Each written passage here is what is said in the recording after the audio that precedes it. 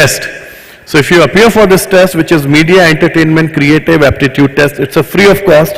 You can visit the website mecat.in, appear for this exam, and this will give you a clear-cut idea as to which subsector, which stream, or which area you should pick in the media and entertainment industry. So this is one big example which I would like all of you to participate in. We have our own learning management platforms which is free to air. You can go on YouTube channels and learn a lot of content from there. There are people who are teaching photography, dance, music, acting, animation. You talk about it and it's there. There is around 10,000 plus hours of content which is already lying on these LMS for you guys to learn and absorb. And we do one session every 2 days. One live session every 2 days on our platform called Vidyadan, where a lot of speakers, experts and masters comes in and they deliver these lot of experience talks which they do apart from the regular training programs which we offer. There's also a magazine called Media Talkback which is again freely downloadable. You can scroll through with this magazine and find a lot of career opportunities, a lot of people talking about it. So, you know, if you look into this, there are a lot of areas where we work together with the ecosystem. We do represent the country in international competitions, and this is one big area to showcase your talent and potential to the world. So I would leave it here without running more of the slides, but I will be more than happy to have any questions you have from any point of time, and would be loving forward to see any of you interested in media and entertainment as a serious career opportunity, or as an institution looking forward to associate with us, partner with us, trainers to come in and be our trainers, master trainers. There are a lot of opportunities we can really work on, and as Mr. Bali said, the dream is to make India the skill capital of the world, and we would really leave no stone unturned to make it happen. Thank you guys, thank you for having me here. Thank you, Mohit, for getting all the audience to stand up and at least clap, if not for us, but to wake you up, and for the opportunities that are there in the media and entertainment sector for all of you to explore and probably pursue if there is an interest. Now, can I invite Mr. Vivek Katre to share his opening remarks? Thank you very much, and it's a pleasure to be here. Such a warm and big gathering, and Asia's largest tech summit, Umagine Chennai. Distinguished panelists and audience, I must say that it is very energizing to be part of this session. We're talking about a subject very close to my heart, which is reimagining education. And if you look at the key word in the whole title, reimagining education, skilling today's India for an impactful tomorrow, what is the key word here? There are two key words according to me. One of them is, of course, skilling, which Divya ma'am spoke about so eloquently. The key word actually is also reimagining, and that is linked to creativity. So while I am advisor to Shulini University, which is in the Himachal Hills, and also to CREW, which is a very entrepreneurial venture in Chennai and other parts of South India, where reimagining creativity, cognitive abilities is the focus. I have been director of school education and technical education in a state of North India, and I would like to say that being with the youth is what gives me that energy. Now, what I want to say is that the youth of India is probably the best in the world. And I'm laying it down on the paper saying that our intelligence and even emotional intelligence is probably superior to most countries of the world. And Tamil Nadu as a state, I've been to Trichy and Coimbatore as well, spoken to students as a motivational speaker. I go around India talking to students. I find there's a lot of energy, enthusiasm, fire, verve. There's a lot of skill. But what is lacking? What needs to be done? I don't think technology is going to be a bottleneck. Technology is an enabler. Technology is galloping. Technology is going leaps and bounds. But are we creating leadership in the country? And leadership is not only political. Leadership at academia, leadership in industry, leadership in governance. Are we teaching, training, educating our children to be leaders of tomorrow? If you look at the global phenomena today or the global scenario, I must say very clearly the lack of leadership is hindering global harmony. We haven't focused on leadership as a globe, as a world. So let us look at the three stakeholders of education if we are to reimagine education. The first stakeholder is the student, the second is the teacher, and the third is the parent. And of course the government and councils and organizations can be known as the fourth stakeholder. But if we focus first on the parents, how involved are parents in the education system of India? I would say the structured involvement is very minimal. It is almost zero. The parents come for a parent-teachers meeting to the school, off and on. If the child has done well, they are happy. Child has not done well, teacher has complaints, they are unhappy. But how are we involving them in the education system apart from maybe some parent-teachers, management associations, etc.? I think we really need to work on parents as role models of the future. Children are not only learning in schools, they are also watching their parents all the time. And parents today often lack emotional intelligence, which is the ability to handle people and situations in a calm and balanced manner. So my focus is on the human being. The parent of today is the student of yesterday. Many of us who are parents here today were studying yesterday. And we were focused on our careers, our jobs, our studies, our marks, our competitions. We weren't really thinking of society, for example. We weren't really understanding the world or people different from us, for example. And is it any different today? I think the focus on skills is a brilliant enablement in the past few decades, but otherwise rote learning is still the key. Creativity is still bottled up. What we saw from Mr. Bali and Mohit is a kind of flowering of creativity, opportunities for creative thinking. But the student and the parent, they should have a relationship where the parent becomes a role model. How can we do that? How can institutions do that? How can government do that? By involving parents more in the activities of the institutions. Parents have all the time in the world for their children, or they should, even if they don't. And if we involve parents more often in our activities in the schools and colleges, they will come up with ideas, their eyes will open up at what their children are actually learning, and parents also need to be counseled. Post-pandemic world, people have gone through depression. There are apps like Visa today which are helping youth in getting over that depression. But who is helping the parents? Students are being counseled by counselors in the school, and that is also not enough. But nobody is counseling the parents, and nobody can unless they come forward for counseling. So it's a very radical idea, but I think the schools and colleges need to work on the parents. Because the children are not listening to the parents, they are watching them. They are emulating them. And my experience as an administrator and as an educationist has been that we cannot ignore the parents. If they are depressed or arguing with each other in front of the children are picking up those vibes. Nowadays a very fashionable word, vibes. So the good vibes are required in order for children to become better human beings. What they have learned in school and college is only the technology, knowledge, skill part. But who is making complete human beings?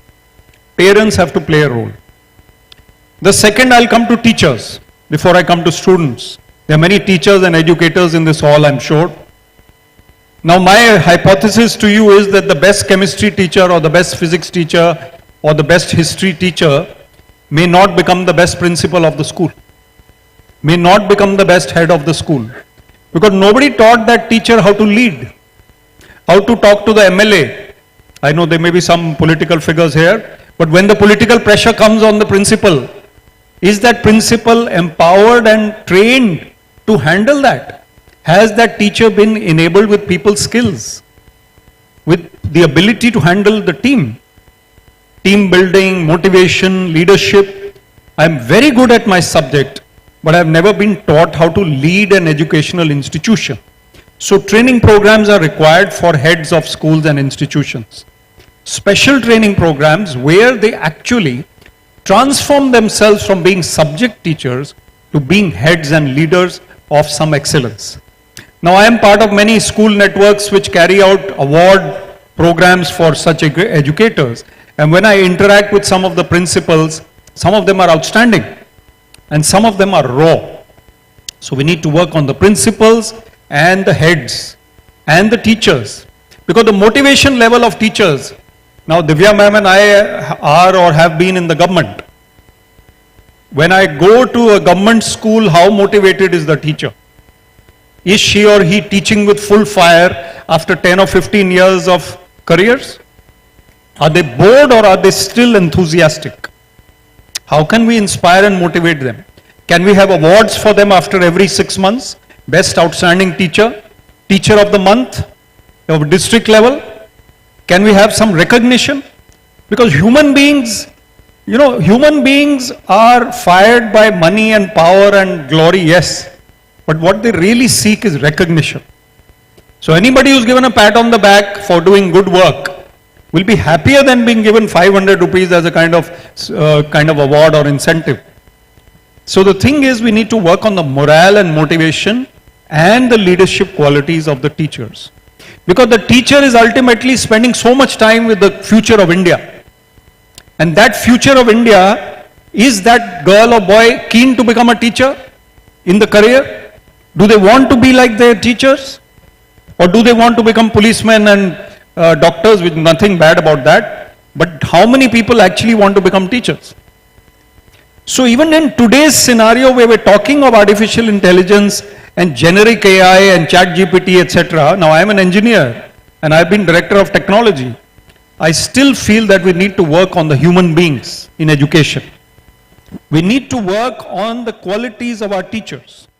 We need to keep them motivated, and we need to motivate the principals, the heads. Because unless they are working on their teachers, then nothing is going to be much coming forward. And who is the most important stakeholder of education? Students in the hall, please raise your hands once. Students, please raise your hands. How many students do we have? Let me see. About maybe 50% of the audience, please put your hands down. I am not going to make you clap and stop like Mohit here did. But, he was a stop-clap arrangement, not a stop-gap arrangement, right? So, I can say that he energized you to listen more carefully to me because he was preparing the audience for the next speeches. But what he did is something which is required by the student. The student needs fire. The student needs Josh. Without that, I am going through the motions from class 0, or not 0, 1 to 12. What am I doing? I'm just going through the motions in routine. Unless I have that drive, that fire to become the best version of myself. And what are the skills that I must acquire with the help of the programs that are being carried out by the state government or the institutions? I need to find my talent.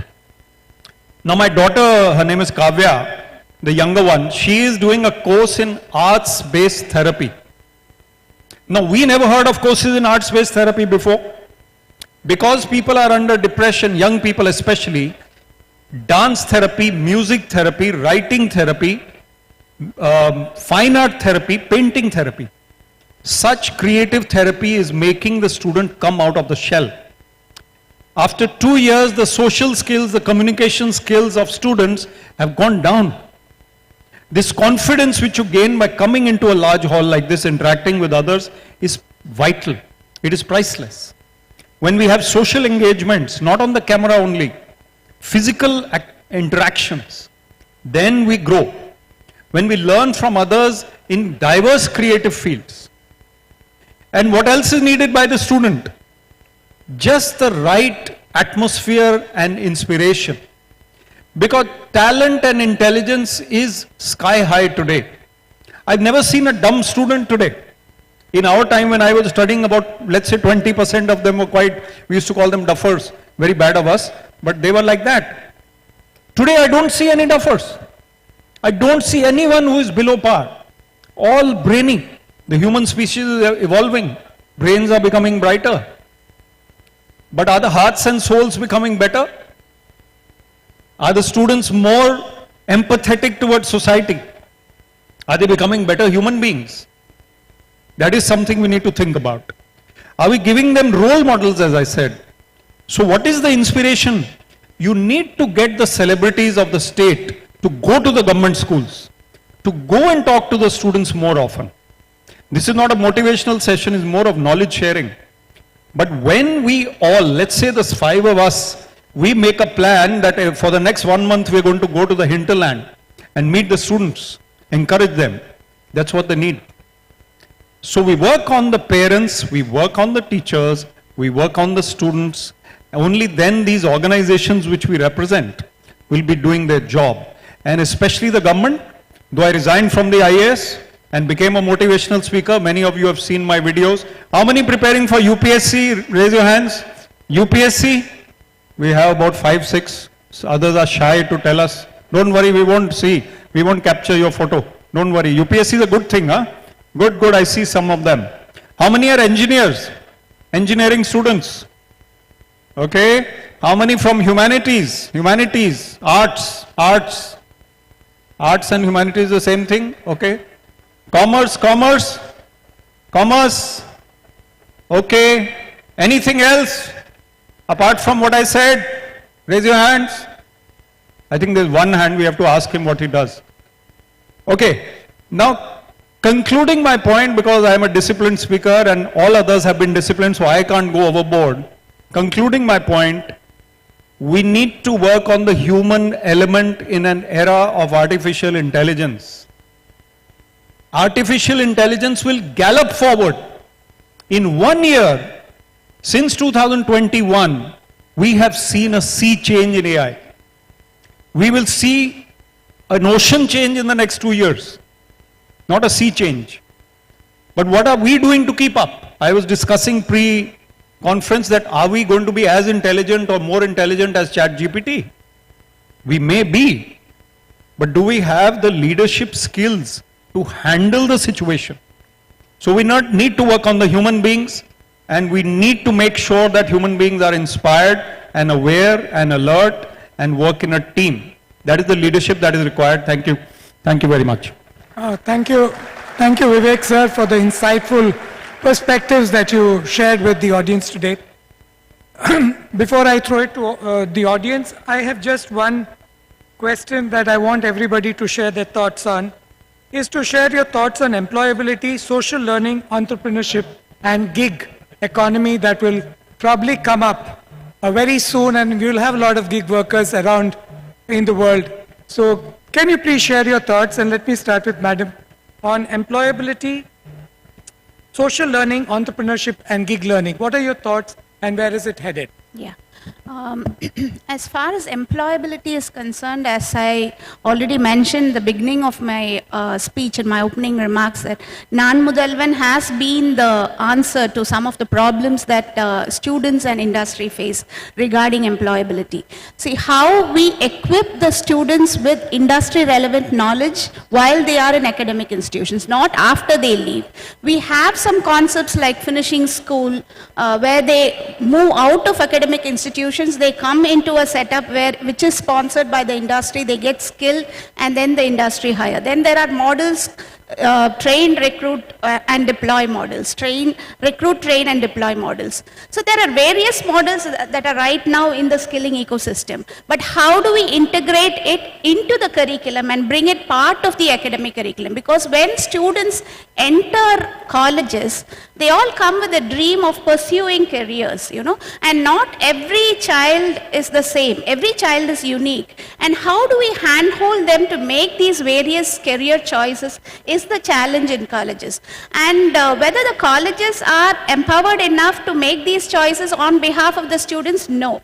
We need to guide them, counsel them in a way that is very personalized, because every child's talents are unique, every child's interests are unique. And how do we create this climate in colleges, or even while they are in schools? So this is what Nan Mudalvan has been trying to do, because we understand that education is a comprehensive concept, not only giving them the industry relevant skills, it is also helping them or empowering them to make the right career choices based on what interests they have, not what the industry requires or not what the demand is about. They need not worry about what the society would think if they are a media artist, or what the society would think if they are a dancer.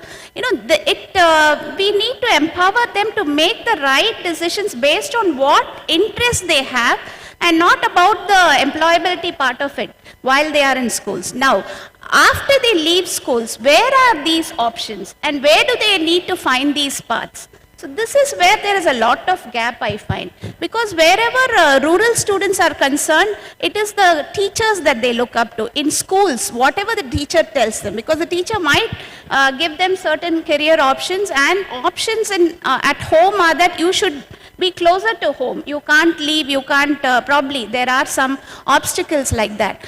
So how is the child able to decide on a career choice or on a higher education choice? It is only by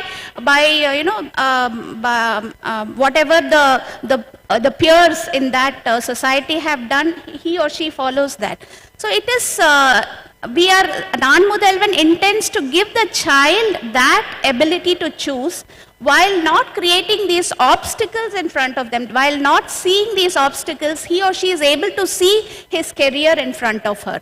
And how we create this ecosystem is where we tend to give all the content, all the training content that an urban child has access to. Right now we see that all these LMSs that we have, all this education has become so digital, has become democratized. So whatever content or instruction that is given in a college right now is available at the homes. With, you can get Harvard material at homes, right? From sitting from homes, you can access quality training material.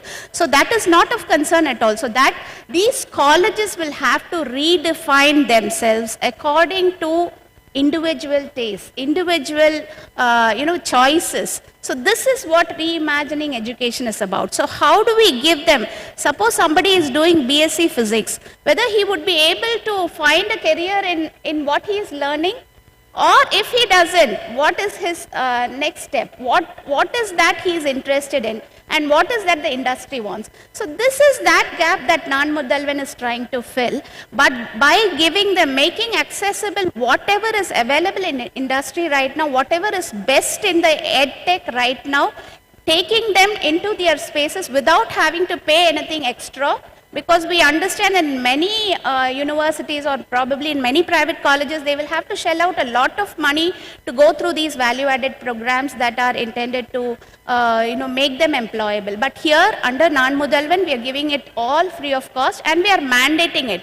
Many of the EdTech companies here would agree that the percentage of completion of any EdTech program would be less than 10%.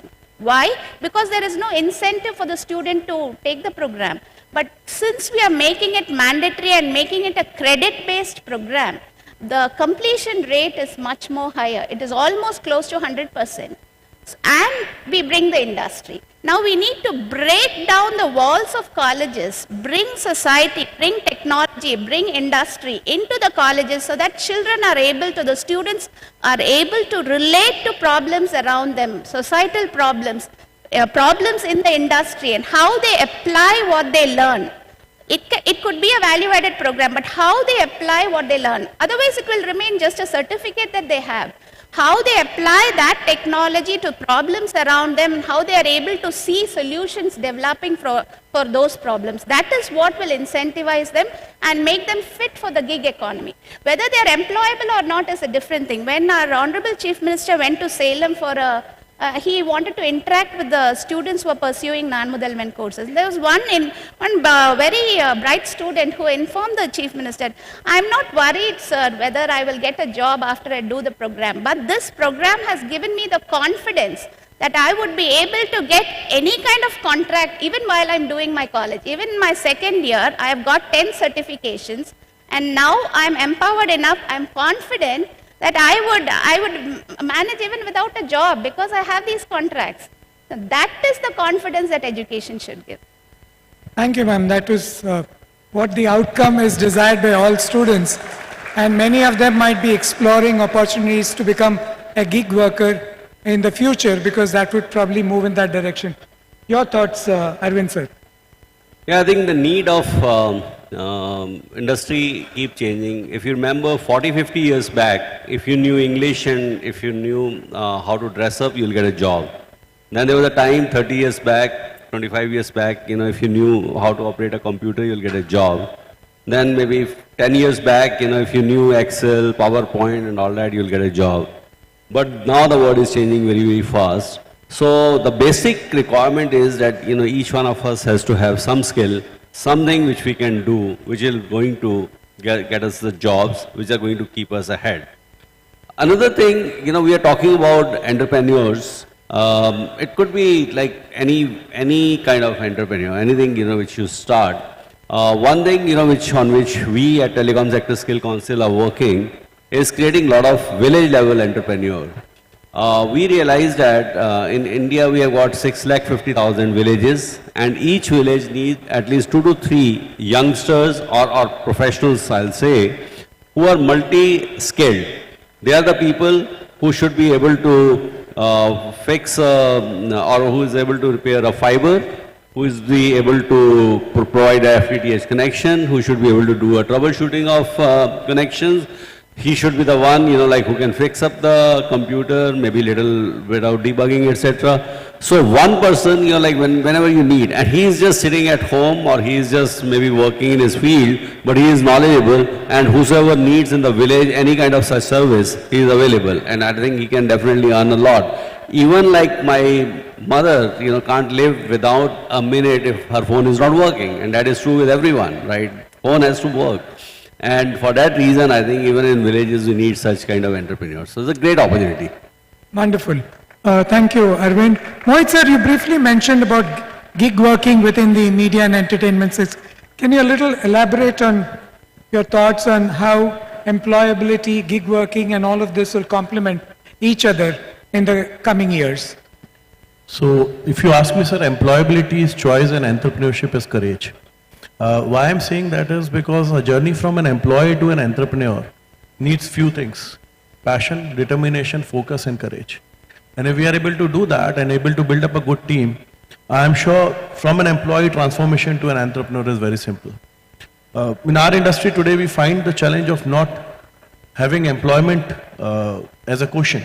The quotient is about retaining the employee. Because in 6 months, the employees become so smart that they don't really want to work. They want to go off. And in the last 2 years of COVID, what has happened is all the animation, VFX, gaming studios, even the films, music, everything has been distributed across. So these kids can work in Northeast, sitting in Guwahati and make a music, while the child in Chennai can play the guitar and the guy in Bhopal could play the drums, and it could be compiled at one place. So I think what is required now is to understand that technological advancements is opening much more pathways for us.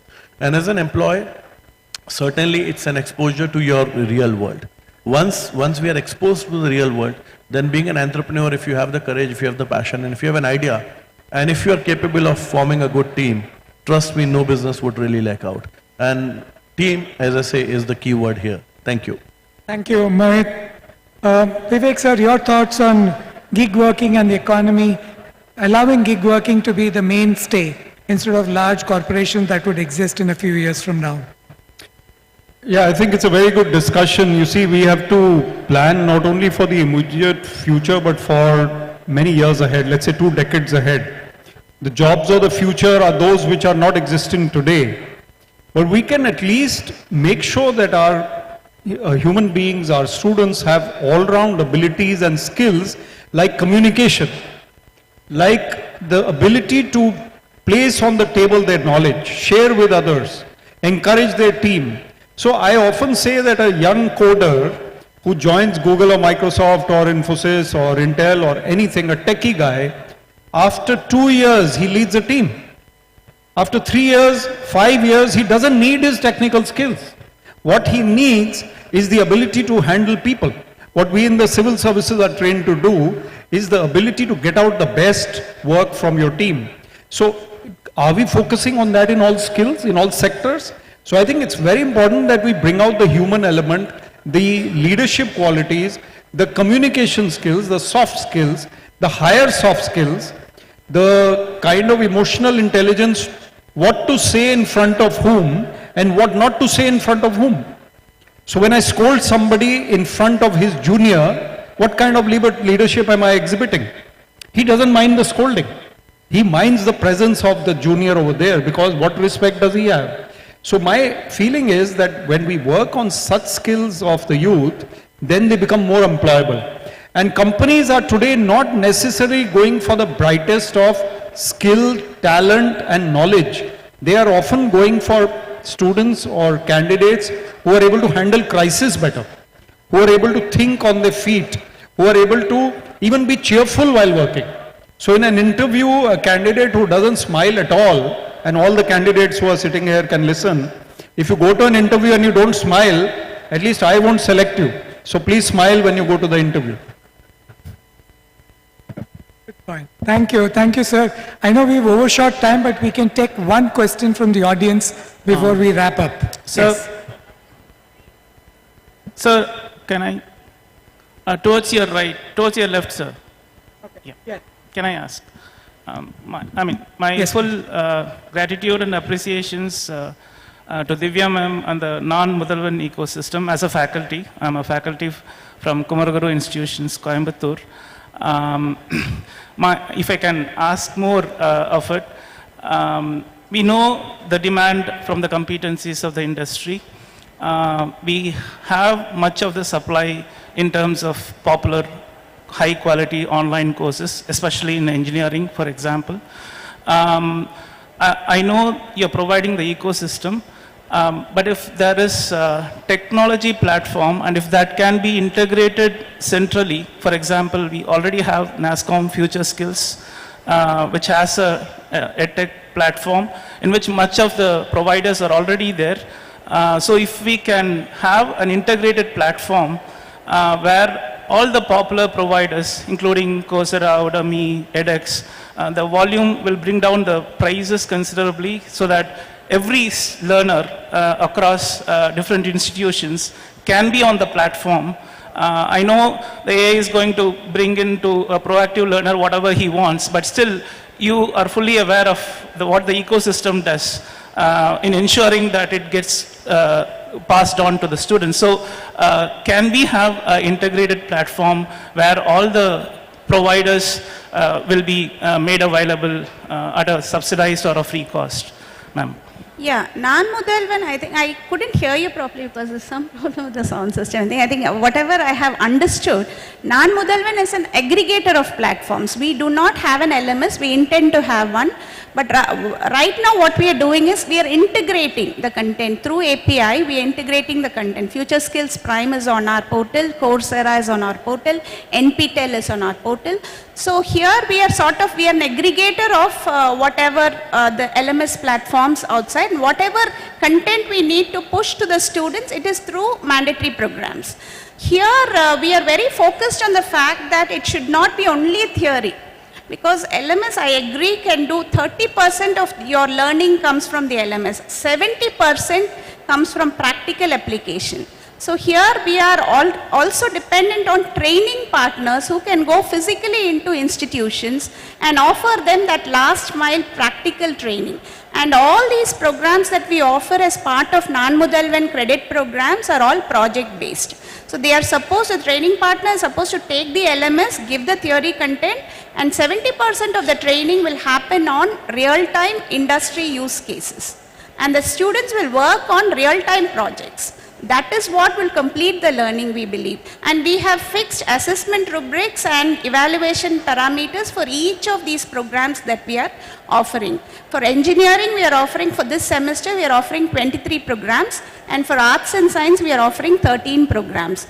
But now based on the inputs given by Media Sector Skill Council and Telecom, we intend to give more during the next semester. Yes. My request is for that more part, if it is on the, for example, on engineering, Coursera courses, you are giving it free, is only for select subjects. If that can be expanded, it will be of immense impact, ma'am. That's my request. Coursera we gave. Last semester, we've given electric vehicle charging, and I think one more course under Coursera. They did it under University of Michigan. Many students have completed that program. But after the feedback during last semester we received from the students, we found that only theory would not be of use. It would be a certificate, of course. It is a value add for their learning, but real learning comes when they are able to apply that knowledge to projects. Thank you. Thank you. Yes. Happy morning, Divya madam. Happy morning. So as you told, it's about the students should be trained in a real-time value. It's not about only the theory when training companies when they take up. So why don't we plan it in such a way like creative, design, implement and operations. There are each and every standard. When creative part, we have to start the pitching event, how they are doing, how they are motivating. Once if they fail, when they are not getting the prize, they are getting demotivated and they are not coming with other ideas, or they are fear of ridicule or criticism. So what parameters that we will be focusing on in a profound way called in the creative matter, then in the designing part, then creative design, then in the implementation part. So then in the operations part, in what way periodically that we will support to enhance the individuals on all terms. This industry, as sir told, soft skills and other things, and as well as in the manufacturing industry, we should arrive. I think that we should arrive at a protocol, and most of the probability should be given to all, including the rural and the people who study in a big university in Chennai city. And it should be a comprehensive way that we should have a metrics in future also. This is my suggestion. My name is Prabhu. I run a company called Vibrant Training and Solutions. Well taken, sir. Thank you for your suggestion. CDIO plan, it is there in US. They have the monitor and they frequently monitor and assess the individual's competency mapping for when they undergo a 4 years course. But we don't have in such a system or a mechanism. In terms of incubator or entrepreneurship development, we don't have that practical, but we are supporting agencies like NSIC, MSME are there. But integrated part is not worked and practical deliverables are not given. Yeah, for the next year, we are planning an entrepreneurship development program also, ideation, creative thinking, design thinking, all these workshops, including the boot camps, will be conducted in colleges to identify talent who are, interested in entrepreneurship ideas also. Here, part of the project learning, I think part of Nalaitharan, which was given, some 56,000 students have taken it and they've all come up with projects. And all these are going to be incubated. Some of these projects which have been selected are going to be incubated as businesses. So they are in close connect with the Crescent Institute and they are going to be incubated. So all this is part of the project-based learning where all the projects will be evaluated. The best projects will be selected for incubating into businesses. So that is also part of the program, but next semester we are intending to start entrepreneurship development program by itself. It would be a 1 credit program. As in a CDIO plan. Yes, thank you. Thank you very much, everybody, for patiently listening. I'd like to conclude by one of the inputs that came from ChatGPT last night, is that reimagining education was something that the Finnish government took up about a couple of years back, and they wanted to revamp the entire education system. Besides the subjects they teach, they brought 4 C's of learning. One was creativity, one was collaboration, communication, and critical thinking. They brought this into the system to ensure that students have these skills when they graduate and they can work in any job role that is assigned. But once they implemented it, last year they brought in 3 other things to it. One is resilience, adaptability, and continued learning, because technology is changing so rapidly that the students have to imbibe a system by which they continuously learn. So it was a wonderful discussion. Thank you, everybody, for sharing your valuable inputs. I'm sure the audience has many more questions. They'll probably run into you when we are walking into the corridors. But thank you for being a patient audience and listening to us. So we conclude with this. Thank you.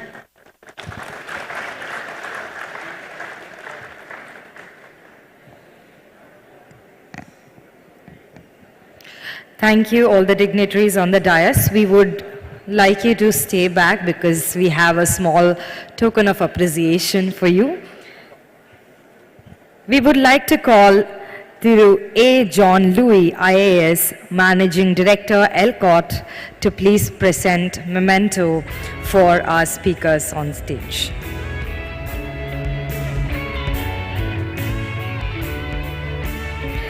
I would like to call upon Tirumati J. Innocent Divya, IAS, Managing Director, Tamil Nadu Skill Development Corporation, Government of Tamil Nadu.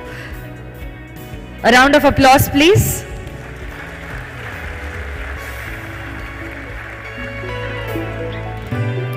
I would like to call upon Mr. Vivek Atre, ex-IAS, Motivational Speaker, Advisor, Shaloni University, Principal Advisor, KRUU. Now we would like to call upon Mr. Aravind Bali, CEO, Telecom Sector Skill Council. A round of applause, please. We would like to call upon Mr. Mohit Soni, Chief Executive Officer, Media and Entertainment Skills Council.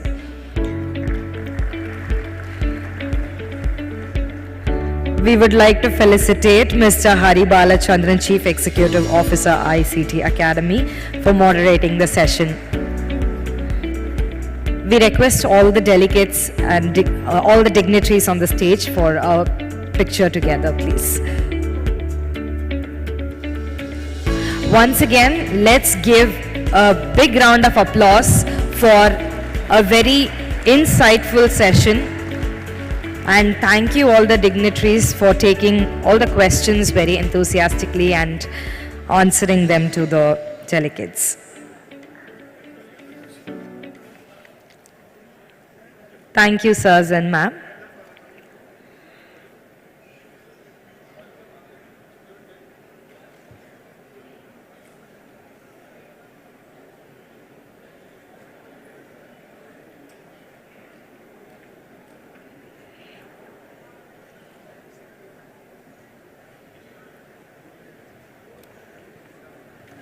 We would next have a keynote session on incubating startups with social relevance. This session will cover the importance of startups with social mission and the role of incubators in supporting and nurturing such startups. It will also explore the balance between economic and social impact outcomes and how it can be and not an or. Please put your hands together and welcome Professor V. Kamakoti, Professor and Director, Indian Institute of Technology, Madras.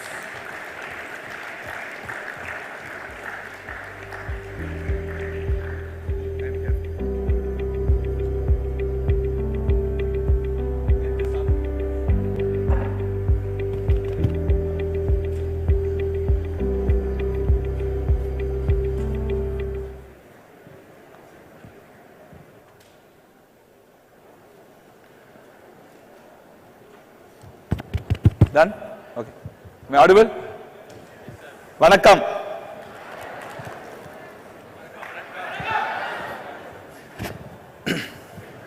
You want me to talk in English or Tamil? Okay, Tanglish. Thank you.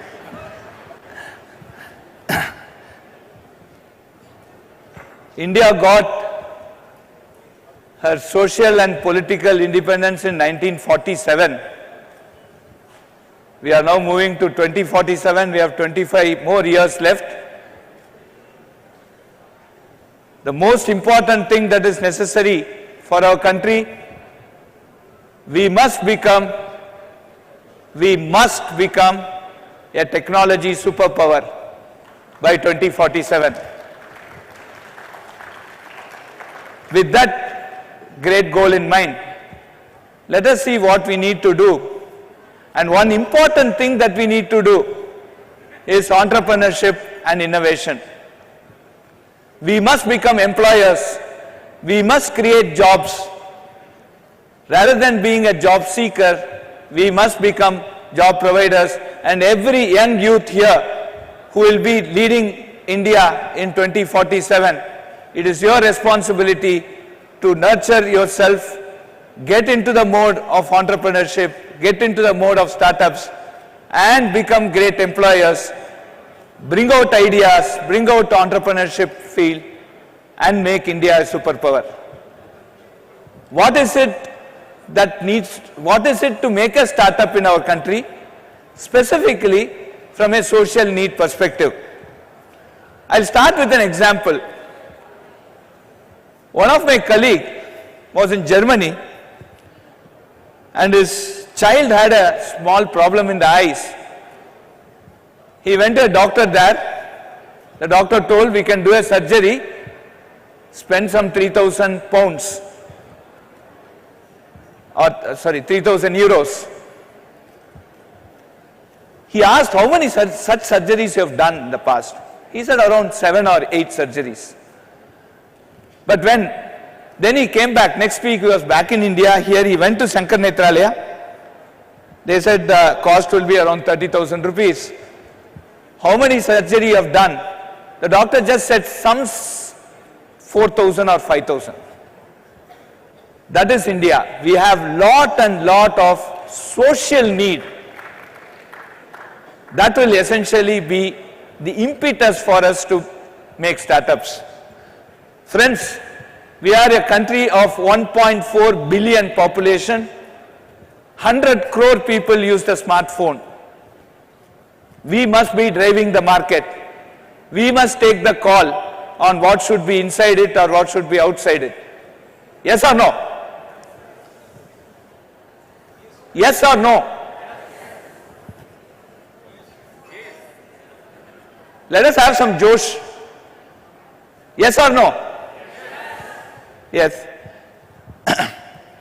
So let us look at what it means to to get a startup from a social perspective. ஒரு social need ன்னு எடுத்துட்டோம்னா there are two perspectives. ஒரு direct implication இருக்கு, இன்னொன்னு indirect implication இருக்கு. I'll give you an example of a direct implication. இன்னைக்கு Supreme Court has come up and said that manual scavenging should be completely removed from the country. இது ஒரு social need. எந்த ஒரு ஹியூமனோ scavenging பண்ணக்கூடாது. அது வந்து it's completely undesirable. It should be completely abolished. It should be, all efforts should be taken to remove it. இதுக்கு there is a company, Homocept, incidentally it's a IIT Madras incubated company. They have made a robo and they have tested it in many panchayats across the country, which can clean the septic tank. If this is going to be implemented across the country, we have a solution to end manual scavenging, which is having a direct social impact. This is an example where there is a social need and there is a solution which is directly solving that social need. But many technologies that we look at have indirect impact. For example, நீங்க இப்போ ஒரு car ஓட்டுறீங்க, காருக்குள்ள 250 ல இருந்து 300 semiconductor chips இருக்கு. Covid வந்த டைம்ல, அந்த காலகட்டத்தில் நமக்கு வந்து சின்ன டிவிஎஸ் 50 அது மாதிரி சின்ன மோட்டார் சைக்கிள்ஸ், சின்ன ஸ்கூட்டர்ஸ், சின்ன பைக்ஸுக்கு எலக்ட்ரானிக் கண்ட்ரோல் யூனிட்னு ஒன்று இருக்கு. அதுக்கு உள்ள சிப்பு நமக்கு கிடைக்காம இருந்தது.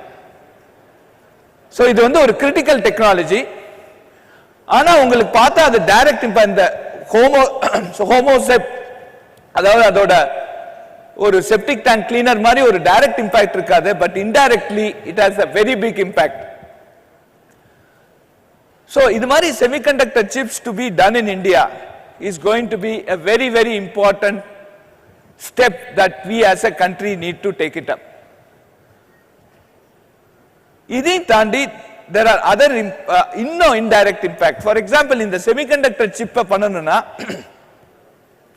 அந்த semiconductor chipக்கு internal ingredients வந்து இன்னைக்கு silicon, gallium nitrate and silicon carbide. I have some water, please. Just I need some water. Thank you. I'll just get you on the water. No. sorry. Silicon carbide, gallium nitrate சில substrate அது மேல தான் நம்ம வந்து இந்த semiconductor chip பண்ண முடியும். This silicon carbide and gallium nitrate, they have very restrictive thermal and electrical properties. அல்ல ஒரு குறிப்பிட்ட அளவுக்கு மேல thermal and electrical propertiesனால அதாவது ஸ்கேல் அப் ஆக முடியாது. அதுக்கு சப்ஸ்டிடியூட்டா டைமண்ட்ல வேஃபர் பண்ணீங்கன்னா it will be it has very good thermal and physical properties. அப்படி நீங்க பார்க்கறது டைமண்ட்ல வேஃபர் பண்ணி ஒரு மொபைல் போன் பண்ணி கொடுத்தாங்கன்னா ஒரு மொபைல் போனோட காஸ்டே ஒரு கிட்டத்தட்ட ஒரு 50 லட்சம் ரூபாய் இருக்கும். சோ இந்த டைமண்ட் வேஃபரை நம்ம லேப்ல grow பண்ண முடியுமா? அப்பதான் இப்போ ஒரு புது ப்ராஜெக்ட் வந்திருக்கு, lab grown diamond technologies.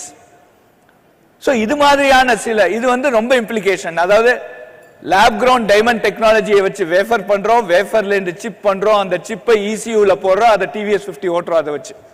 So there are direct impacts and indirect impacts. இப்போ நீங்க start up for social needs னு பார்க்கறது, there are many problems. Just go travel 200 kilometers around, go to rural areas, look at where the digital divide is. You will get n amount of problems that you can solve. These are all direct impact problem. But more than that, there are a lot of indirect impact solutions that the country needs. If we aspire in 2047, we need to become a superpower in the world. There are a lot of things that we need to do deep into the technology, what we call as deep tech. So இந்த ரெண்டு aspect பத்தி நான் வந்து கொஞ்சம் விலாவாரியா பேசலாம்னு நினைக்கிறேன். இது மட்டும் நான் பேசினது இன்ட்ரெஸ்டிங்கா இருக்கா? எஸ் இல்லையா? Thank you.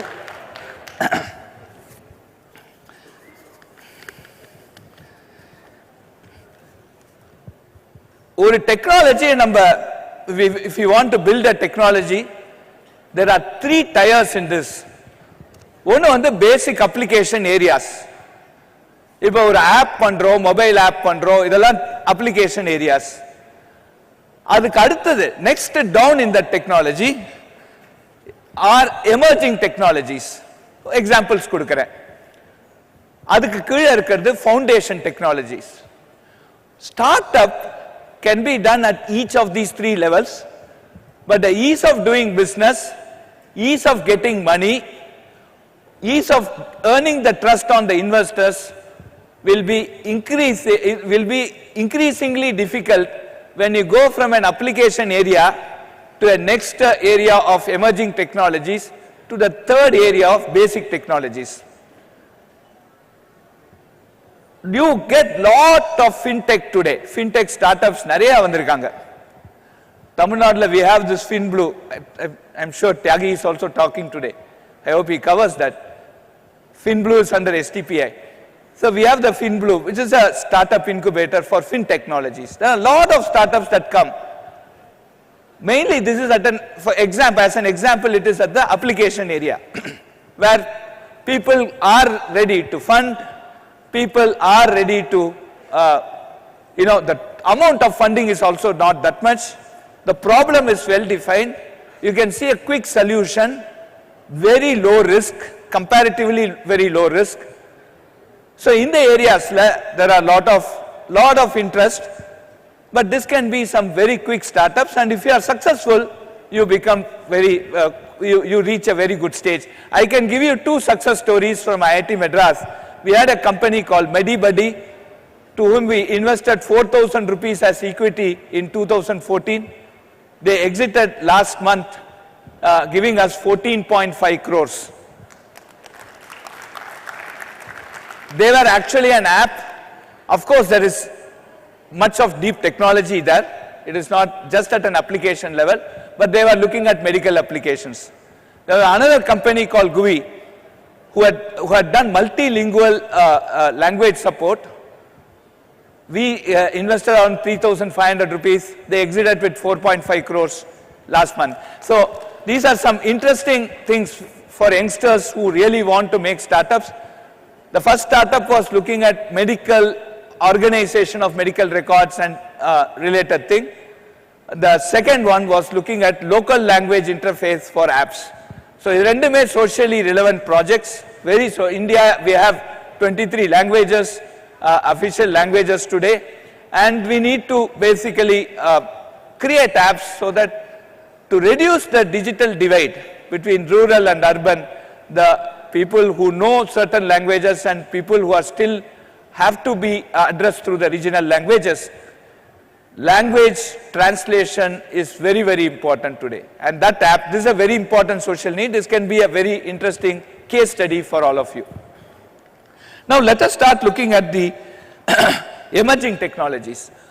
The emerging technologies are AI, artificial intelligence, machine learning, data science. These are basic building blocks. You can have a very good platform where you can collect lot of data, give a quick visualization, have certain prediction engines. So all these things are possible, but this is not just application, this is something which will aid an application. So there are a lot of many startups. Today, AI, ML and DS, artificial intelligence, machine learning, data science, IIT la korangu kuda ML padikanunu aasa adukku. Okay. So it is very easy. But when we start looking at something more than that, today electric vehicles, the technology that goes behind electric vehicles, the powertrain, there are a lot of work that we need to do. This is an emerging technology on top of which multiple electric vehicles, multiple autonomous vehicles, drones, several platforms can be built on top of it. So electric vehicles become an extremely interesting topic. Electric vehicles na battery battery technology battery management unit, that's the brain. In the electric vehicle, we the battery management unit. So the battery management unit is very important. This is research, products develop. So there are a lot of things that come up. We have lot of startups today looking at charging infrastructure. In the country, we have charging units. So how can we make low cost, at the same time reliable, the battery so they're reliable, and quick charging facilities. What are the different ways by which you can look at battery technology? There is now from lithium, we are going to different other technologies because of the non-availability of lithium. So how do we handle? So this is startup ideas we can get in electric vehicles. AR, VR. One of the next speakers is going to talk about health. I'm just not talking more about it, giving him the opportunity to mention. But AR, VR, augmented reality and virtual reality, massive need. Kuripa, we can basically do lot of training, remote training. We can also, with the advent of advanced communication techniques, we can also make education possible on that. So this is becoming a very, very important concept. In a chemistry lab, especially in COVID time, in lab experiments, if you want to do a chemistry lab, today there are AR, VR models that can be created. One of the startup company, IITM incubator startup company, has done this simple thing, simple or complex things I should say, where the entire software is loaded on the cloud, and when you basically put that on the laptop and you wear a Google Glass, then when you wear a goggle, basically it gives you a complete chemistry lab there, and you can basically do all the salt experiment, etc. So in the case of educational technology, EdTech, I think AR, VR becomes extremely important. I think there is an interference, I think. Sorry, can you switch off your mic? Thank you. On the emerging technologies, the last one that I would like to talk is on cyber security today. Cyber security becomes extremely important. Today we are not just talking about mobile phones. We are not talking about just about mobile phones. We are not just talking about data centers. But today we are now started talking about what we call as cyber physical systems. Cyber physical systems are those which can monitor your health, which can monitor the pacemaker that is inside your health, which are deployed in cars for autonomous vehicles, autonomous driving. So when these systems become very close to reality, அதாவது உங்களோட இது வந்து life R death அளவுக்கு இது வந்து உங்களுக்கு close ஆகுதுன்னா அந்த டிஜிட்டல் டெக்னாலஜியை நம்ம வந்து ரொம்ப செக்யூரா பார்த்துக்கணும். For example today the entire power grid is managed by a SCADA system. அதுல யாராவது வந்து உள்ள லாகின் பண்ணி ஒரு malware போட்டானா entire power system, power distribution, power evacuation எல்லாத்தையும் they can bring it to a standstill. இப்போ நீங்க நிறைய அட்டாக்ஸ் பத்தி நீங்க பேப்பர்ல படிப்பீங்க. So it is very very important today that cyber security becomes extremely crucial. இப்போ latest there was a Supreme Court order against a company which was promoting a mobile operating system in which there were default apps. அதுல வந்து சில map, சில default apps போட்டாதான் இந்த operating system use பண்ணலாம்னு இருந்தது. அதனால என்ன ஆச்சுன்னா அந்த செக்மெண்ட்ல ஃபார் எக்ஸாம்பிள் மேப்ஸ்ல ஒரு எக்ஸாம்பிள் கொடுக்கிறேன் உதாரணத்துக்கு, அந்த செக்மெண்ட்ல இருக்கிற ஒரு ஸ்டார்ட் அப்பும் இந்தியால வர முடியல. So supreme court, honourable supreme court என்ன சொல்லியிருக்காங்கன்னா, you should not have default apps, no default apps அப்படி நீங்க ஆப்பரேட்டிங் சிஸ்டம் கொடுக்கணும்னு சொல்லியிருக்காங்க. ஸோ இதுல வந்து one of the things, one of the IIT Madras incubator start up இப்போ பாரோ ஓஎஸ்ன்னு ஒன்று பண்ணி கொடுத்துருக்கோம். It's an indigenous mobile operating system. இது ஒரு ஸ்டார்ட் அப்புக்கு example. This has a very important social need, but it is not just an application, but this is an emerging technology where we are trying to build something much more robust where multiple applications can run. அடுத்தது வந்து we are talking about the basic technologies. இன்னைக்கு basic technology நீங்க எடுத்தீங்கன்னா 5G today. 5G is now getting rolled out. There are lot of 5G enabled applications that you can get it. இன்னைக்கு ஒரு ஃபேக்டரிக்கு நீங்க கம்ப்ளீட்டா remote monitoring of a factory பண்ணலாம். அதுக்கு எக்கச்சக்கமான ஸ்டார்ட் அப் ஐடியாஸ் வரலாம். அதுல நீங்க if you get to understand the 5G, you can start building applications on top of it. இன்னைக்கு நிறைய 5G enabled இந்த CPE ன்னு சொல்றோம், கஸ்டமர் பிரிமைஸ் எக்யூப்மென்ட் சொல்றோம். நீங்க வந்து many customized, many varieties of customized premise, customer premise equipments இன்னைக்கு தேவைப்படுது. இதெல்லாம் நீங்க ஸ்மால் PCBs நீங்க போட்டு ஸ்மால் dongles அது மாதிரி பண்ண ஆரம்பிச்சீங்கன்னா this is also extremely important. இன்னைக்கு வந்து there will be tons and tons of open issues which are directly relevant to social needs that you can build.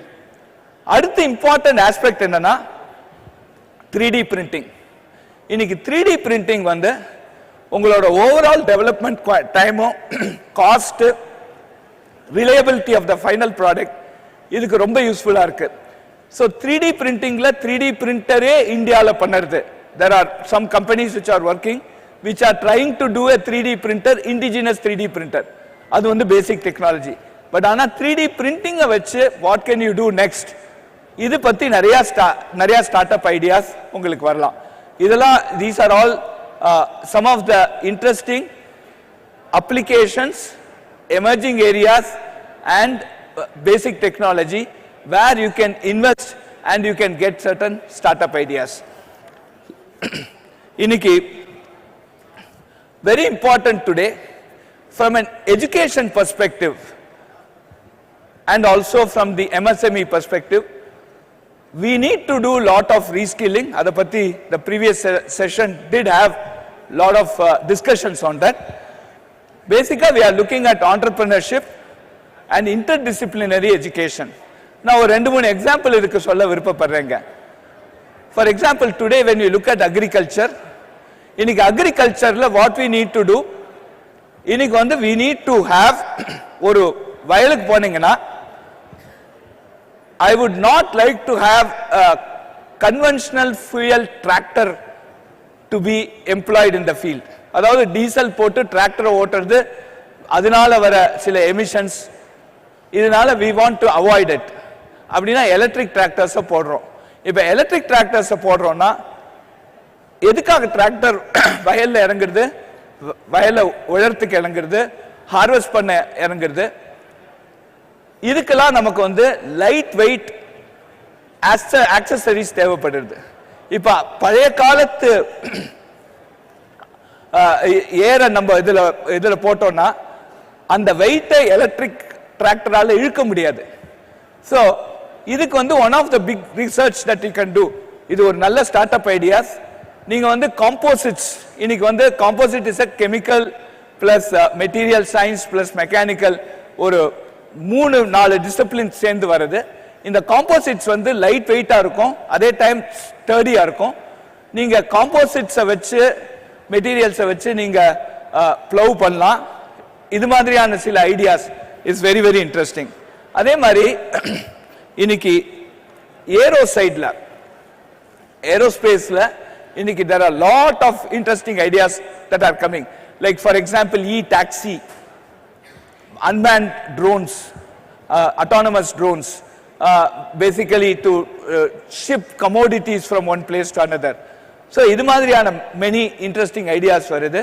So அதுவும் இப்போ நீங்க பாத்தீங்கன்னா, இப்போ ஒரு ட்ரோன் எடுத்தேன்னா there is computer science involved, there is embedded systems involved, there is electronics involved, there is aerospace involved, there is mechanical engineering involved. So பல disciplines சேர்ந்து ஒரு சிஸ்டமை நம்ம இங்க செய்யறோம். So அதுதான் there is a very very important need in terms of the aerospace, for example.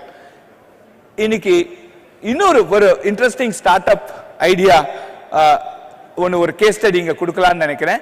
This is about a company by name Agnicool Cosmos. இன்னைக்கு கிட்டத்தட்ட 1 லட்சம் ராக்கெட் நம்ம நெக்ஸ்ட் 5 இயர்ஸ்ல விடணும் for all our 6G and other satellite space application needs. கிட்டத்தட்ட நீங்க வந்து 1 லட்சம் சேட்டலைட் தேவை. 5 வருஷத்துல 1 லட்சம் சேட்டலைட் நம்ம விடணும்னா ஒரு வருஷத்துக்கு நம்ம 20,000 சேட்டலைட் நம்ம விடணும். அப்படின்னா பர் டே எத்தனை விடணும் நீங்க கால்குலேட் பண்ணிக்கலாம். அப்புறம் இந்த சேட்டலைட்டோட லைஃப் டைமும் இட்ஸ் நாட் இன்ஃபைனைட். ஒரு 6 to 7 இயர்ஸ் கழிச்சு அதை ரீப்ளேஸ் பண்ற மாதிரி வரலாம். ஸோ இது வந்து கண்டினியூஸா வருஷம் நம்ம வந்து ஒரு 20,000 25,000 சேட்டலைட் லோ எர்த் ஆர்பிட், அதாவது 350 கிலோமீட்டர்ஸ் உள்ள சேட்டலைட் நம்ம விடணும். இப்ப இந்த ப்ராப்ளத்தை நீங்க நினைச்சீங்கன்னா, வருஷத்துக்கு 20,000 சேட்டலைட் விடணும்னா அந்த 20,000 சேட்டலைட்டுக்கு ராக்கெட் இன்ஜின் தேவை, லான்ச்சிங் ஃபெசிலிட்டி தேவை. அதாவது we need something called rapid launching. இன்னைக்கு காலம்பர மத்தியானம் சாயங்காலம் ஒரு தடவை ஒரு ராக்கெட் விடுற மாதிரி ஒரு ஃபெசிலிட்டி வேணும். இவ்வளவு ராக்கெட் விடணும்னா நமக்கு அந்த ராக்கெட் இன்ஜின்ஸ் நம்ம பண்ணணும். சோ இதுக்கு வாட் இஸ் தி சொல்யூஷன், எப்படி குயிக்கா ஒரு ராக்கெட் இன்ஜின் பண்ணலாம்? சோ அதுல தான் நான் ஒரு ஏரோஸ்பேஸ் பிளஸ் 3D பிரிண்டிங் ஒரு இன்ட்ரெஸ்டிங் கேஸ் ஸ்டடி கொடுக்கலாம்னு நினைக்கிறேன். இன்னைக்கு 72 ஹவர்ஸ்ல நாங்க 4 ராக்கெட் இன்ஜின் பிரிண்ட் பண்ண முடியுது ஒரு 3D பிரிண்டர்ல. இதே மாதிரி ஒரு 10 3D பிரிண்டர் போட்டோம்னா 40 ராக்கெட் இன்ஜின் 72 ஹவர்ஸ்ல பிரிண்ட் பண்ண முடியும். இது மாதிரியான கெபாசிட்டியை நம்ம பில்ட் பண்ணா இந்த மாதிரியான ரேபிட் லான்ச் முடியும். ஒரு வருஷத்துக்கு 20,000 சேட்டலைட் நம்ம விடுறதுக்கு அதுக்குள்ள கெப்பாசிட்டி நம்மளால பில்ட் பண்ண முடியும். இது ஒரு ஸ்டார்ட் அப் ஐடியா. நீங்க ஐஐடி மெட்ராஸ் ரிசர்ச் பார்க் வந்தீங்கன்னா there's a rocket factory, you can come and look at it, where these rocket engines are printed in 72 hours. இதுல வந்து ஒரு ராக்கெட் ஃபேக்டரி, ராக்கெட்டை நீங்க 3D பிரிண்ட் பண்ணாம சாதாரணமா பில்ட் பண்ணீங்கன்னா கிட்டத்தட்ட 3000 சோல்டரிங் பாயிண்ட்ஸ் இருக்கு. அதெல்லாம் இப்போ அவாய்ட் பண்றோம். அதனால இந்த ராக் இன்ஜினோட ஸ்டடினஸும் ரொம்ப ஸ்ட்ராங்கா இருக்கு. ஸோ இது மாதிரி சில start up ideas which are using 3D printing plus aerospace, இதெல்லாம் வந்து this is also very very important. So last before we go into the question, so institutionsக்கு இது மாதிரி ஒரு ஸ்டார்ட் அப்பை நம்ம உருவாக்குறதுக்கு there are certain things which the institution has to do by default. Number one வந்து we have to build system level thinking. அதாவது there is a syllabus that we do, but a considerable portion every semester every institution should allocate so that people are basically given an idea about how to go into a system level thinking. அதாவது ஒரு product பண்ற அளவுக்கு ஒரு knowledge வேணும். அதாவது ஒரு just ஒரு particular ஏரியால ஸ்பெஷலைசேஷன் இருந்தா போறாது. ஒரு 4-5 ஏரியால ஒரு 10 டிஃபரெண்ட் டிபார்ட்மெண்ட்ஸ்ல இருக்கிற பசங்க சேர்ந்து ஒரு ஐடியாவை கொண்டு வரதுக்காக சில ஆப்பர்ச்சுனிட்டிஸ் இன்ஸ்டிடியூஷன்ஸ் கொடுக்கணும். குறிப்பா ஒரு பேசிக் ஐடியா வந்தா அந்த ஐடியாவை எப்படி டிசைனா கன்வெர்ட் பண்ணுறது, how to convert the design into a prototype, and the prototype how to make it into a startup, and how to mentor the startup to become successful. So these are all the different steps, and an institution must aspire to create such an ecosystem within their institution so that people can basically take this up. So இது வந்து ரொம்ப ரொம்ப important. So IIT Madras என்ன பண்றோம் இதுக்காக? So we have a program called 10x. எந்த காலேஜும் if you want to have this setup in place where design, prototype, design, concept, design, prototype, startup and mentoring, உங்களுக்கு இதில் help வேணும்னா we are ready to help. You can approach our research park, our incubation cell, and we will be very happy to help you to take those ideas forward. எங்களோட இன்டென்ஷனும் we want to have more and more startups in the country.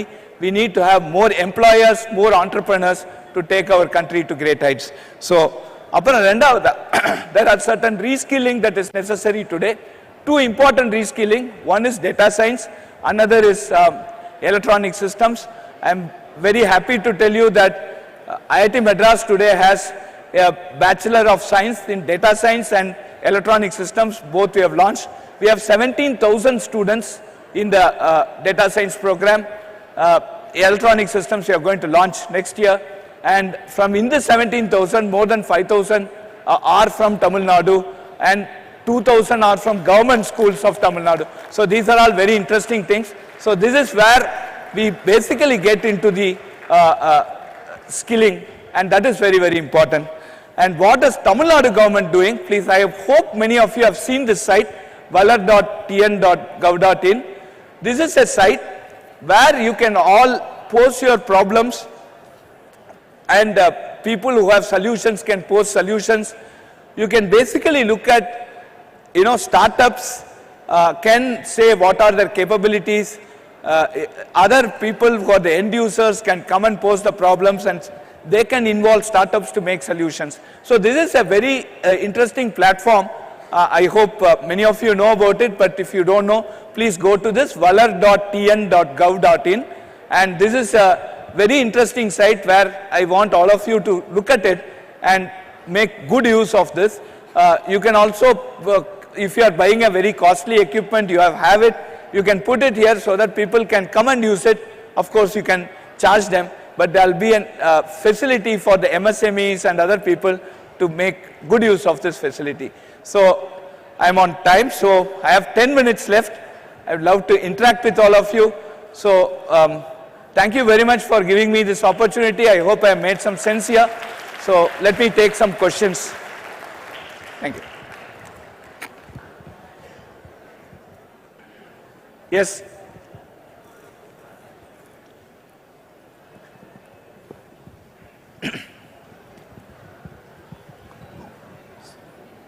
Thanks for your insight, sir.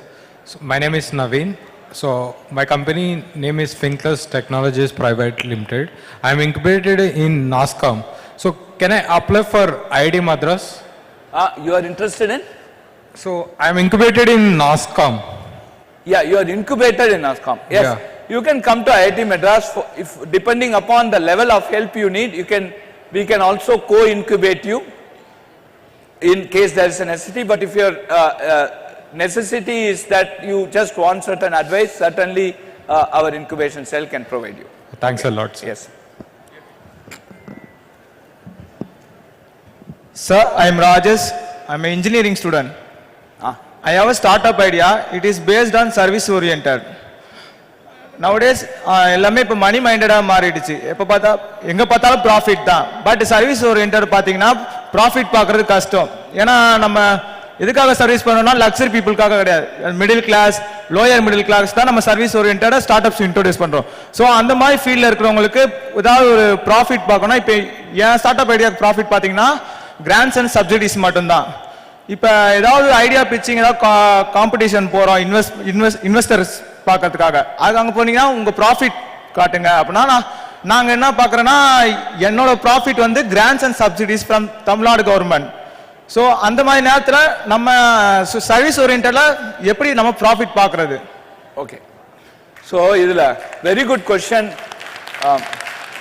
There is some memento that you are giving me, I like to give to this guy. Right, இதுதான் எப்போதுமே சரஸ்வதிக்கும் லக்ஷ்மிக்கும் உள்ள சண்டை. Okay, so இவர் வந்து ஒரு service மைண்டடா இருக்காரு, investor வந்து ப்ராஃபிட்டை பார்க்குறார். அதான் that's the real problem there. Okay, எல்லா ஸ்டார்ட் அப்ஸுக்கும் ஒன்று சொல்றேன், ஃபர்ஸ்ட் ஃபியூ இயர்ஸ் நஷ்டம் இல்லாம பிசினஸ் பண்ணுறதே லாபம். That's the first Mantra. Right, நஷ்டம் இல்லாம பிசினஸ் பண்ணுறது. என் வீட்டு பர்னர் போறோம், எனக்கு வர லிமிடெட் ரிசோர்சஸ் போறோம், அந்த கிரீடினஸ் இல்லாத இருந்ததுன்னா அந்த ஸ்டார்ட் அப் ஐடியா மேல மேல போக obviously you will get more and more attraction and ஒரு பாயிண்ட்ல it will become very big. So for example, உங்களோட ஸ்டார்ட் அப் ஐடியால you will collect lot of data. அந்த டேட்டா தான் உங்களுக்கு சொத்து. அந்த டேட்டாவை வச்ச அப்புறம் கொஞ்ச நாள் கழிச்சு அந்த டேட்டாவை வச்சு, நான் இது ஒரு பப்ளிக் மீட்டிங்னால சில கம்பெனி பேர்லாம் நான் சொல்ல விரும்பல, டேட்டாவை வச்சே வாழறாங்க. ஓகே, நம்ம டேட்டா, நம்ம கொடுக்குற டேட்டா வச்சு. அதனால நீங்க உங்க டேட்டாவை நல்லா பாதுகாத்து வச்சிருந்தீங்கன்னா, நல்லா ஸ்ட்ரக்சர் பண்ணி வச்சிருந்தீங்கன்னா அது உங்களுக்கு கோல்டு மைன் ஆயிடும். சரியா? So this is a simple idea. If you are looking at, hopefully you are trying to get an app, right? So data is very very important. Data வெளில விடாம அதை நல்லா பாதுகாத்து வச்சிருந்தீங்கன்னா, and if your thing is scaling, உங்களுக்கு ஒரு ஓவராலா ஒரு 10 எம்ப்ளாயிஸ் வச்சிருக்கீங்க, எம்ப்ளாயிஸுக்கு ஒரு ரீசனபிளா சேலரி கொடுக்க முடியுது, உங்களுக்கும் ஒரு 10 5 வரவர் ஒரு எத்தனை பேர் இருக்காங்களோ அவங்க கொடுக்க முடியுது, உங்களுக்கும் ஓடுறது ஒரு 2 to 3 years. ஆனா டேட்டா வேணா கலெக்ட் பண்ணீங்கன்னா that is the way where investors will be behind you rather than you going behind the investor. இதுதான் என்னோட very broad advice. பட் நீங்க இன்னும் மேல டிஸ்கஸ் பண்ணா we can discuss. Hi sir. Yes. Hello sir. Where are you? For during the COVID time. Where are you? Yes, please. Yes. Yeah, during the COVID time, this industrial medical grade oxygen, the medical grade oxygen specific to some IIT professor has contributed. Do you have any idea on research of which IIT is doing it? I think one or two only, not more than that. If I remember correctly, in North India. In the industry grade oxygen? No, medical grade oxygen. Industrial grade is a combination to that. Sorry, எனக்கு immediate it's not coming up. It must be IIT Kanpur. If I remember, there was a Kanpur yes. Chemical engineering department. Some professor, yes, correct. Yeah. And this is a high capital intensive oriented. I am looking for a debt is okay. 25% I need equity. Minimum size of investment $7 million. So I am looking for $500 million in the unit 1. You have to give some input on that. I need only equity 25%, not 100%. So you have to look at. I have debt already. So I am not the promoter. So we have to look at the professor who is doing it. Okay. And then you have to grease that professor whether he is interested in giving you a 25% equity. Yeah. Okay. Right. So, but if you are interested, I'll try. I'll just go and search. I'll find the name very quickly. What is issued in the market is a substandard that I cannot reveal it here. Okay. In global level. Fine. Yes. So so that is a value add that you are going to do. Yeah, value add. That's but what then the I- money you give, will it be attractive enough for a 25% equity? Is for the professor to just. Yeah, minimum 25 only. Normally it is given by 100% VC and HNI. I see. No, but 100% equity nobody gives. 100% equity na apra onnu I give off the இல்ல whole sir company. Venture capital வந்து 100% எடுத்துக்கோ நான் வந்து பார்ஷியலா கொடுக்க மாட்டேன்னு சொல்லுவாரு. இப்போ 75% எனக்கு பேங்கர் ரெடி. Equity யா? பேங்கர் கொடுக்கிறது டெப்ட் சார். அவர் 75 தான் கொடுப்பார், 100 கொடுக்க மாட்டாரு. ஈக்விட்டி சொல்றேல? ஆமா, ஈக்விட்டின்றது வெஞ்சர் கேபிட்டல் கொடுக்கறல அது ஈக்விட்டி. அது வந்து ஃபுல்லா 100 வாங்கிக்கோ, நான் வந்து பார்ஷியலா கொடுக்க மாட்டேன்னு சொல்லுவாரு. அது வந்து அதான் அது depends upon whichever industry. Normal general them rule. Okay. But it's up to the person, up Yes. to the startup to basically, negotiate this deal. Yeah. Not me. It is like an elephant. Yes. Hi, sir. Yes. This Where side. are you? Yeah. To my right or left? Right. Right. Okay. Vanakkam, sir. Vanakkam. So, thank you for giving a lot of very interesting ideas for the students. So, I am Desika. Now, plastic waste side and waste management overall I'm working. But now I have a chance to work with universities and students to help them become entrepreneurs. In the incubation centers, what kind of gaps we see is students are having crazy good ideas. Like, remember the level of invention and all is like வேற level invention they have. But on the business model, பயங்கர gap இருக்கு. அது மட்டும் தான் it's like becoming a big gap. So with incubation centers for the faculty training also, even they are not able to help. இந்த மாதிரி சில gaps இருக்கு. What is your view on this and how can we accelerate this for the students to bring them as successful entrepreneurs? Absolutely. So இதான் நான் வந்து very good question. So the last bit before, just before I finish my speech, institutional responsibility today is that we need to have mentorship programs which will take concepts to design, to prototype, to start up and then further mentors. எந்த ஸ்டேஜிலும் விட முடியாது. So all these 5 stages are very, very important. And so there are now good mechanisms for setting up this. If you want an example, even IIT Madras can help you. But there are many institutions in Tamil Nadu who have actually made this. We are seeing increasingly number of startups coming from many institutions in Tamil Nadu. So this must be done as a part of your curriculum. That is something very important because you should allocate at least 3 hours a week where all students from multiple disciplines come. Startup cannot be, if I say I am a computer science engineer, it means nothing. Okay. So we have to have at least 3-4 disciplines coming together to make a system. I did mention system level thinking. So this should be put in the institution and it should be part of your journey, whichever it is, engineering or commerce or whatever, it should be part of your education journey. And if that is done, I think we can do a very successful job. We have experimented at IIT, we have 300 startups now and we want to make it 1,000 in the next 3 to 4 years.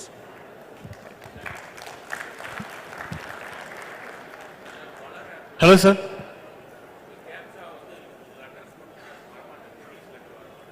எனக்கு வருது or something, maybe it's a network problem for you. Okay. Yes. Sir. Yes. Sir, right side, inga. Right side, inga. Okay. Hello, sir. Sir, I am Vijay Kumar from Anna University Viluppuram College. Sir, we have a startup in hardware sector. காதுல சரியா இல்ல. Hardware related start up பண்ணிட்டு இருக்கோம் sir. இப்போ நாங்க hardware சைடுல start up பண்ணிருக்கீங்க. இப்போ ரிசர்ச் அண்ட் டெவலப்மென்ட்ல ஒரு 8 months பண்ணிட்டு இருக்கோம் சார். PCB போர்ட்ஸ் வந்து மேனுஃபேக்சரிங் பண்றதுல.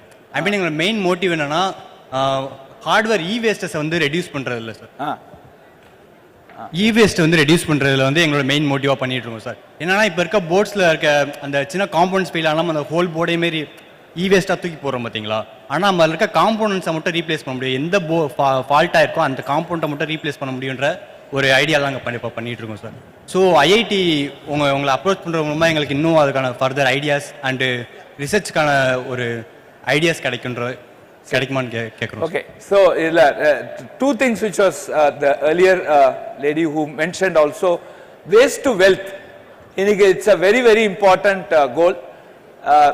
எல்லாருமே, all the youngsters here, please look at sustainable development goals 1 to 17 of the United Nations. Sustainable development goals. இது வந்து very, very important. இது அடுத்த next stageல நீங்க வந்து ஏதாவது ஒரு சக்சஸ்ஃபுல் பிசினஸ் பண்ணணும்னா SDG ஓட align ஆனாதான் it is going to be very useful. இன்னைக்கு நீங்க பேங்க்ல கிரெடிட் அப்ரைசல் பார்த்தாலே அவங்க கேக்குறாங்க is ESG satisfy பண்ணிருதானே, where E stands for environment. Okay, so that also one point I wanted to mention but I forgot. So everybody look at sustainable development goal 1 to 17 and be thorough with what it means. Okay, you know ungaloda startup ideas can, if it is aligned with SDG, it's going to be a great success. Coming to your point, yes, hardware startup is a very interesting thing. It is, you need lot of perseverance. Odane it will not be an instantaneous major hit. So first and foremost, PCBs are very important today, but PCBs in the country are being done. இன்னைக்கு வந்து பெங்களூர்ல உங்களுக்கு வந்து more than 20 layer 25 layer 24 layers மட்டும் PCB பண்றாங்க சக்சஸ்ஃபுல்லா. So அது ஒண்ணு. ரெண்டா, but the more important thing is உங்களுக்கு you should have a supply chain. இது மாதிரி ஒரு ஸ்டார்ட்அப் நீங்க ஆரம்பிக்கிறீங்கன்னா supply chain கரெக்ட்டா இருக்கணும். You should get the passives.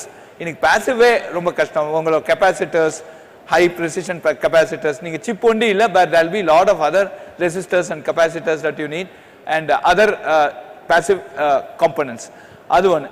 But assembly and PCB manufacturing indigenous ah nana pandranga, so that I think you will get in a very reasonable price. But ideas how to make that PCB work in a larger system, there are a lot of, you are working on waste to wealth. Yes. You can approach us, we will put you in touch with some of the waste to wealth initiatives at IIT Madras. As a campus we have taken a vow that within the next 3 years we will not send 1 gram of waste outside IIT Madras. So that's how we build this sustainable development things. So we will certainly put you in touch with some of the research teams where you can basically work and get some ideas. Thank you, sir. Sir, Hello, sir. Sir, yes. Myself Santosh from Green City Biotech, sir. I am proprietor of the company. I am agriculture-based startup, sir. We are providing consultancy and services on organic farming. We are producing organic produce and enriched vermicompost, sir. What problem we are facing is marketing, sir. Nowadays everybody need organic food, organic farming, but we people like new startups need some marketing. There is no platform for organic produce also. I have one farm, 10-acre organic farm. We are producing organic produce also, but we are not getting proper price and awareness to the. If you bring my produce to the market, they are not differentiating, sir. Yeah. For which I need your help, sir. So definition of organic is as vague as definition of a lot of other things, right? So that is that also. So what is really organic? And today organic food actually gets lot more cost than it's sold at a higher price than the inorganic food. But one of the things that many of these, as a startup, many of these, to actually bring it to the forefront, இது வந்து ஒன்றுபட்டால் உண்டு வாழ்வு. You should form a consortium and promote it through the consortium. ஒரு தனி ஆளால இது பண்ண முடியாது. Okay, இது நம்ம வந்து ஒன்றுபட்டால் தான் இது. So you have an organic. Where is your land, if I may understand? Which place? Rajapalayam. So you have lot of good businessmen there and lot of agriculturists there. So you form a consortium of people and start branding that consortium rather than the single person. So that is where the marketing really works, because as a single person with a 10-acre farm you can give say 3-4 varieties of things there, but if you have a consortium of 50 farmers, then you can give a basket of things which will become much more attractive, right? So iniki pulses plus rice plus ragi plus sunflower, if you give a basket of things become much more attractive. So especially in marketing for the startups, some of the people just leave out the competition but say that let us share profit, come out with that type of a model and take it as a consortium rather than single. That will give you a much better leverage and a quick leverage especially. Okay, so I think my time is up. Thank you very much. Enjoyed this.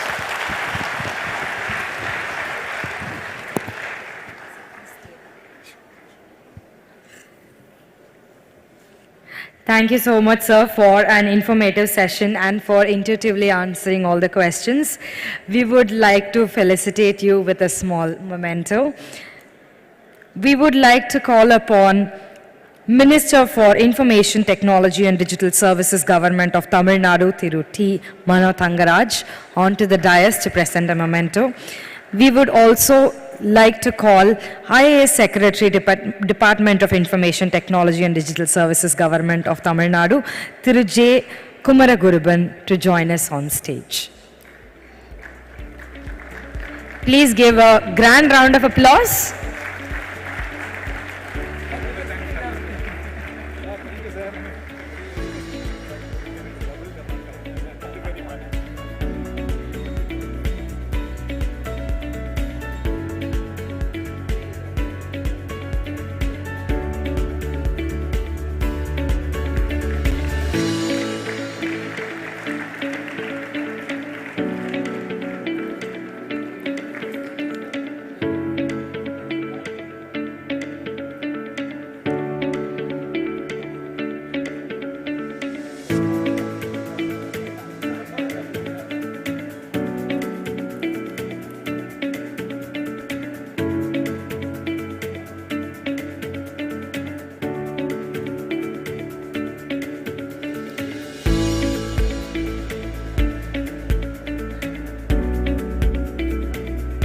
Thank you, Honorable Minister and our Honorable Secretary. And let's give a fine round of applause for Professor V. Kamakoti, Professor and Director, Indian Institute of Technology, Madras. And we will be jumping on to the next session.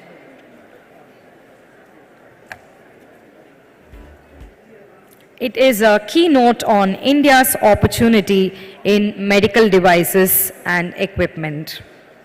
Medical devices and equipment has been identified as a key Make in India opportunity. This session will cover opportunities in medical devices for India, foundational capabilities and strengths that Indian companies can build on top of, and provide a view on activity and investments happening in this space. It will also cover what it will take to become the location of choice for innovation and manufacturing for global medical device companies. Let's put our hands together and welcome Mr. Arumugam M, CEO, Broadline Computer Systems. Sir, the dais is yours. Good morning. Good morning, everyone. I think many students are sitting around. I didn't hear the loud voice. Good morning. Well, I think this is the last session. Maybe you have been going through last 2 days of continuous lectures and you have been listening to various speakers, and this is going to be the last session. Here is a lot of interest you can all have. This is about the medical devices. As you all aware, the digital technology is fast moving towards healthcare. So I would like to open up my discussion about my past experience, which started off in Tamil Nadu in 1994. We created Tamil Nadu Medical Services Corporation. In fact, until 94, the medical supplies were not rationalized. The drugs were procured in large quantities, which is quite irrational, and there is close to about 4,000 different drug products have been procured. But as per the WHO guidelines, it is only 266. So in Tamil Nadu, we have rationalized the procurement of drug. We called it as TNMSC model, where we procured drugs and which was distributed across Tamil Nadu to about 12,000 different hospitals, and which has improved our health system from 32% to about 90%. So this set a model for the entire country. After that, this model has been replicated across India. It's been taken up to various parts of the world. This was my first experience. When I was doing this, I just about 30 years of age, I just came in, I understand this problem, and I was able to work with them, and it was very, very scientifically approached, and first e-governance model also, e-procurement model also was implemented in the system. And later on this system become a global model, and WHO, World Bank and Danida and various agencies have taken it. So Tamil Nadu set a first disruption, and which becomes a global disruption later on, and this was the first health supply chain activity which was implemented in a government system. So this was my first experience. Then comes your COVID. During the COVID-19, Tamil Nadu was, the whole India was going through a lot of issues on oxygen. We didn't get the oxygen what is required for various hospitals. Hospitals across India has been running out of oxygen because patients were waiting at the various hospitals in ambulance, and they have huge problem. At the point of time, they wanted something to be done to, mitigate the issue. So we had the opportunity, we thought through, and within 3 days we built a device called Oxygen Optimizer. What happens with this optimizes the oxygen use. What we were doing with 1 cylinder of oxygen for a person, we were able to do it for 2 person. In other words, we started saving 50% of the oxygen. So that we proved it, and we got the piloting, and then we proved out to be successful. After that, we found our Madras Medical College. Lot of ambulance were waiting at the hospital, and people were struggling for oxygen and dying at the ambulance. So the dean called us to implement for 150 beds. We did overnight. In fact, during this exercise, many of our engineers affected by COVID. But we have overcome. I stand in the middle, and we have implemented in all that, and after that there is no waiting. All the patients we could move into the hospital. This was a disruption which we have done during the COVID. So medical system, see, more than anything, you can create a lot of value for the human life. That is what the most inspiring one. So any startup, those children who are sitting here, if they are willing to do startup, you can definitely do a lot of medical equipments. This was our experience in the first hand. After that, this is being distributed across India, and we have, whatever we have invested, more than that we were able to earn, and we are putting into another research project which was ventilator. That time, actually, if you look at India landscape, we need about 15% of the people who are affected in the COVID has to be hospitalized. When they got to be hospitalized, they need oxygen. Without oxygen, they cannot survive. So some of them, 5% out of 5% needs ventilator. But India had only 43,000 ventilators. That's all. Ventilators running out of the country. So we thought we can create a ventilator. We spent about 3 months and we built this ventilator. This ventilator was applied across Tamil Nadu, and later it moved across India.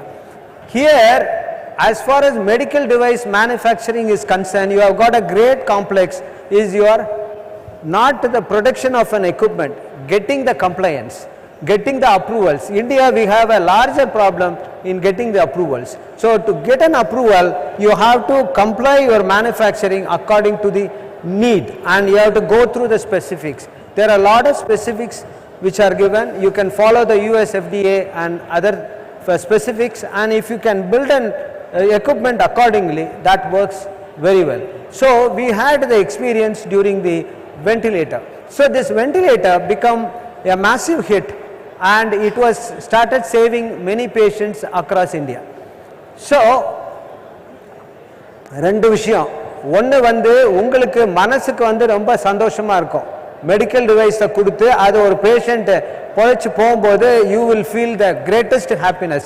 Particularly we have lot of young children in Tamil Nadu. Tamil Nadu is, we have many young children who are doing their engineering. We have a huge number of children doing engineering. But what I see relatively, the total net of projects which comes out of these children in various areas are not adequate. So you have to definitely focus.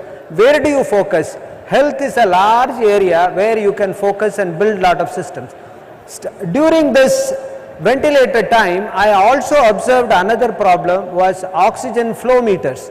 Oxygen flow meters were running out in many hospitals. We have oxygen, we have ventilator, but we don't have flow meters. Without flow meters, you will not be able to fit the oxygen to the patient.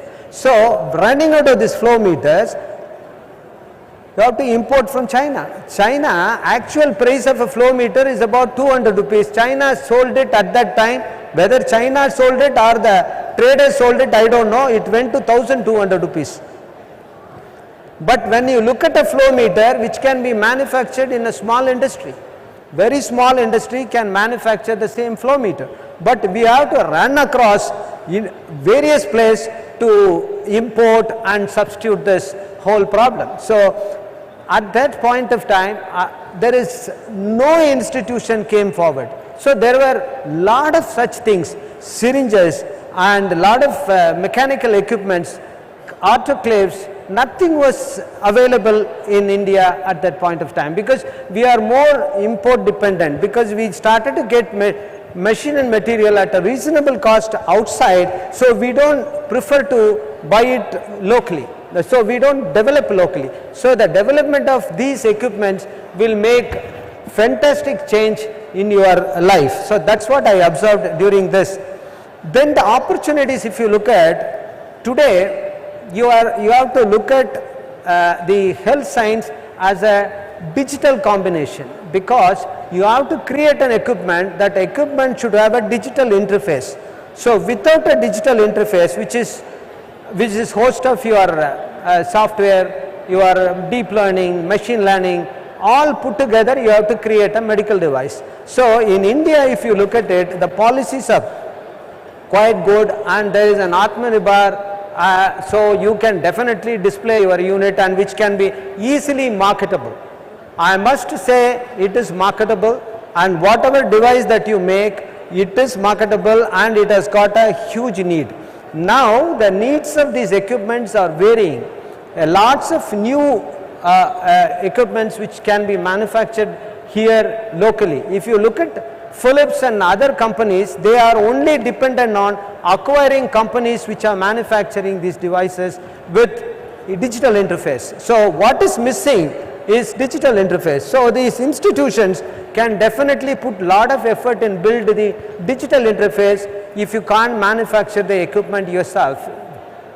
These digital equipment interfaces becomes more a saleable option for the industries to come.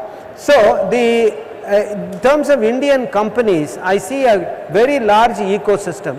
I have seen industrial estate at Ambattur or Gindi or Hosur or Kodishia, Coimbatore, and the number of interesting children who are here will be able to make this change soon, because the import that is going on and the cost that we are paying for it is such a huge price we are doing. So India will be a great option to make this possible.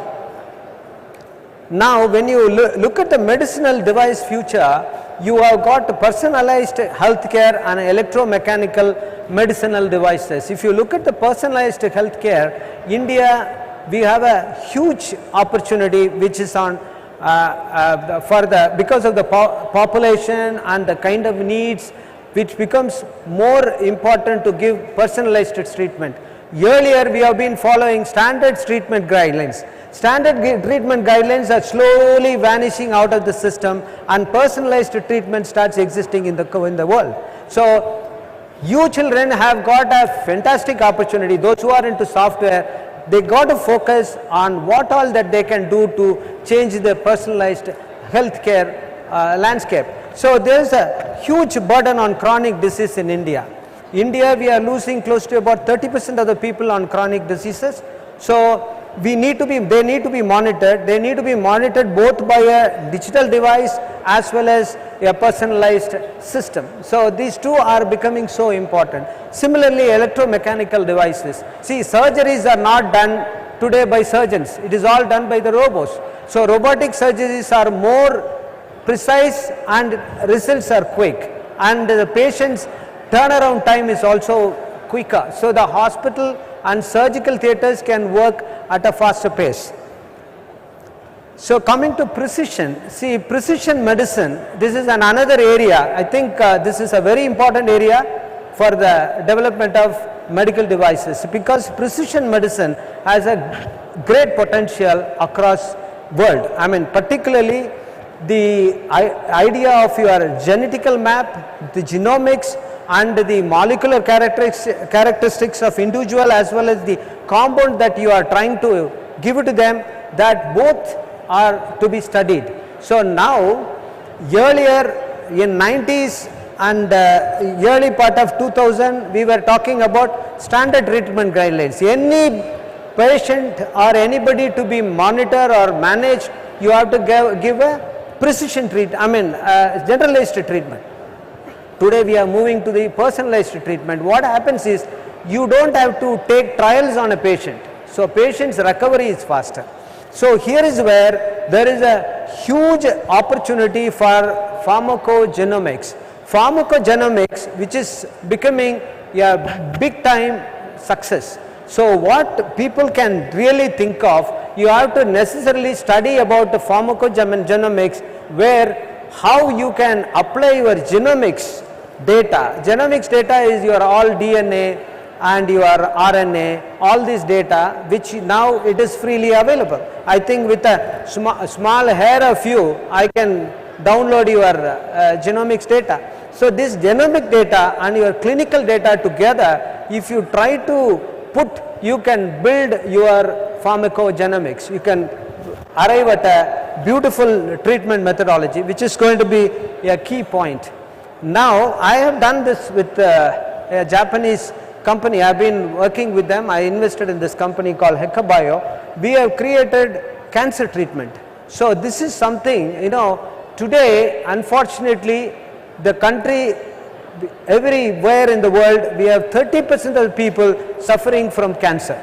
30% of the people suffering from cancer, and it is growing. And out of the 30%, hardly 20 or 10 aware that they have cancer. Rest of them, we carry with a cancer. So this is an unfortunate thing. But the treatment of cancer, we do a very irrational treatment. We do a radiation.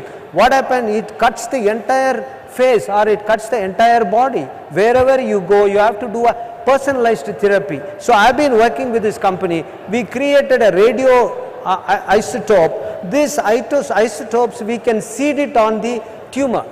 This can be seeded on the tumor. Within 3 days, the patient can be discharged. So this is a massive development which has happened. So this is going to come into world sooner. Maybe in another 1 year's time, it is going to open up a great change for the world. I think for the students and those who are in the startup, you have got a great job to do it. I mean, this is basically involves on your genomics data and your clinical data, and how you can do this.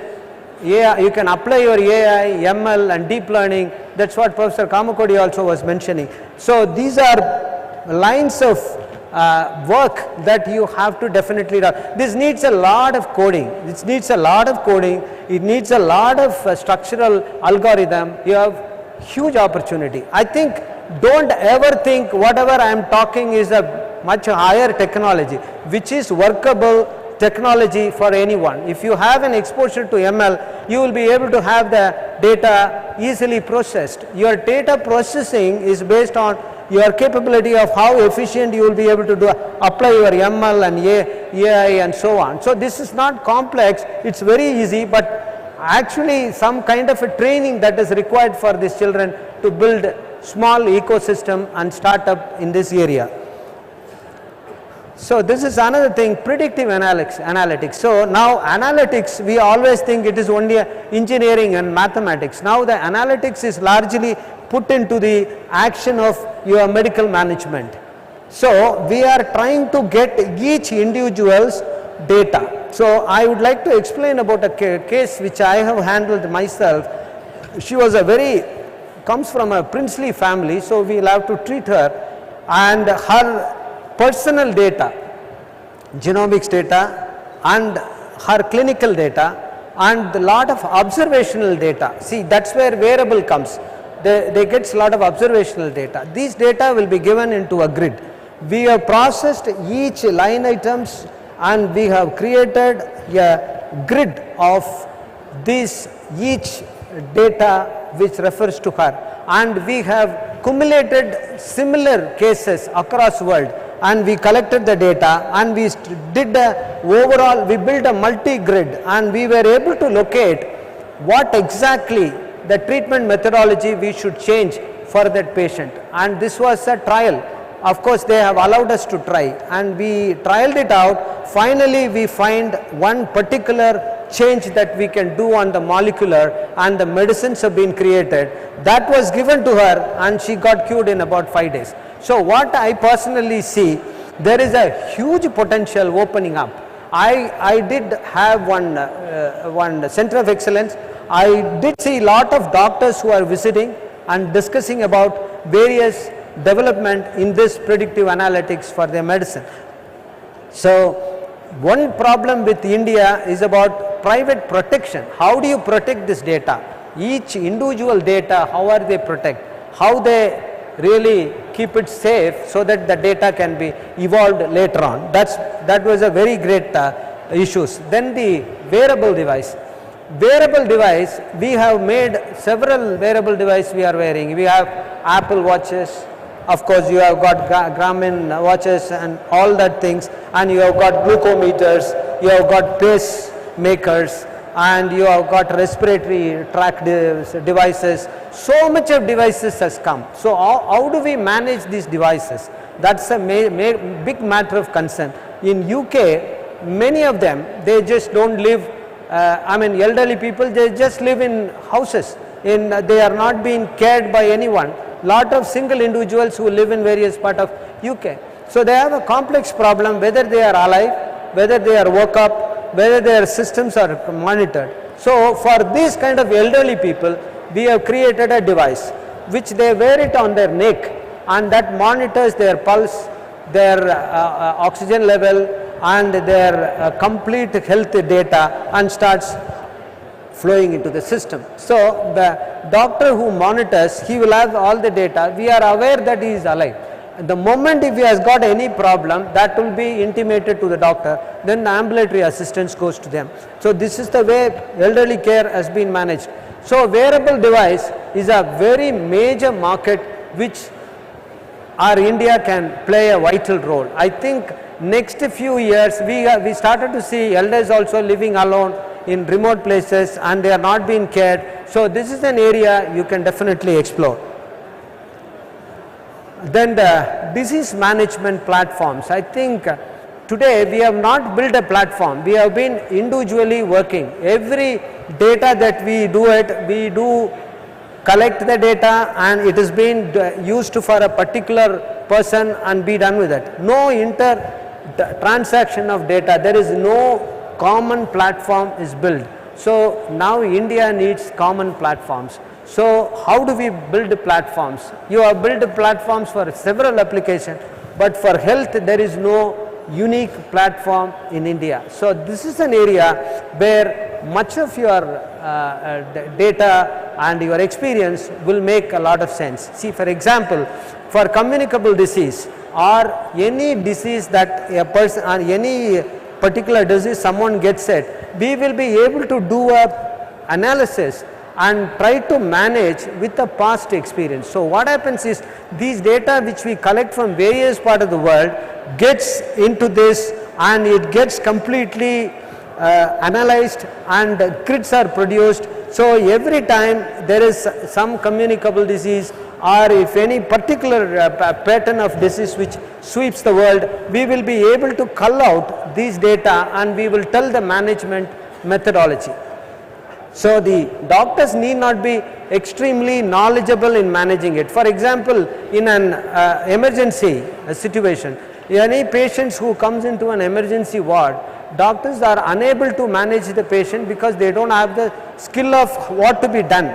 We don't know anything about the patient, whether he is chronic kidney or diabetic, we have no clue at all. So the doctors will be completely unaware of that and they try to manage the patient. So what happens is, by doing this disease management pattern on every patient, and if that data is available, so for that some EMR, EHR we can formalize and connect multiple grids into one grid, India will be very comfortable in managing. Otherwise we will be spending a lot of money. So in this area it is unfocused and huge amount of money has been wasted.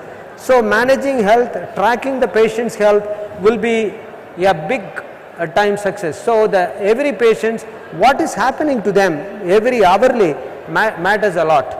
So this is one area which is really getting boomed.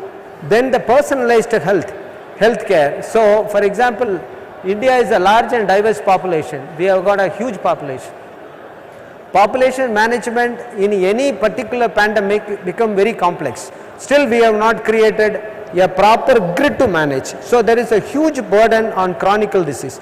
Chronic disease many people carry, like diabetes, very prevalent across the India. We have got many such things like respiratory disease. Many people are suffering from asthma. So there is so many chronic disease, but there is absolutely no protocol which being applied. So they just been managed. Everybody come, they start from the beginning. It need not be started from the beginning. So every patient can be personalized on their own health data. So this area nobody attempted. In India, best of my knowledge, all our techie institution and medical institution, we have no big research has gone into this. So this is an area which needs a lot of adaptation of equipments. There is a lot of biomedical equipments and lot of wearable device. We will be able to monitor this thing, and this will help us to do a lot of research. In fact, the number of surgeries we do in India is huge. Nowhere in the world they do so much of cardiac surgery as we do in India. But if you do if you try to accumulate all the data, understand why this cardiac surgery is needed, why not he can be managed, otherwise we don't have data. So what happens, there is no common pool of data for personalization. So every individual is personalized, his whole management will become very easy. Of course, government is taking a lot of initiative, they are putting a lot of money into this, but this research area there is no takers. That is very unfortunate. So I would like to say, medical devices and digital technology, there is a lot of area which is still open. Huge money is being given, but no takers. What happens is there is no proper coordination between medical science and electromechanical and computer science. There is no proper connection which is there in India, which will make India will be a most emerging world, emerging medical world across, because we have huge lacking. Still it's not being addressed at all. So now if you look at the sensory robots, which has come very common, these sensory robots can do the surgery and can give the physical movements of the person, and it decides. What happens is, human and the robotic surgery and the human intervened surgery, there are big gap. Robotic surgery is very precise and there is no errors at all unless you programmed it properly and if you handle it properly. And second advantage, we can do this surgery remotely. A patient who is in Tanjavur, a doctor can do the robotic surgery from Chennai. He don't have to go to Tanjavur. To medical assistants, he can manage the surgery from here.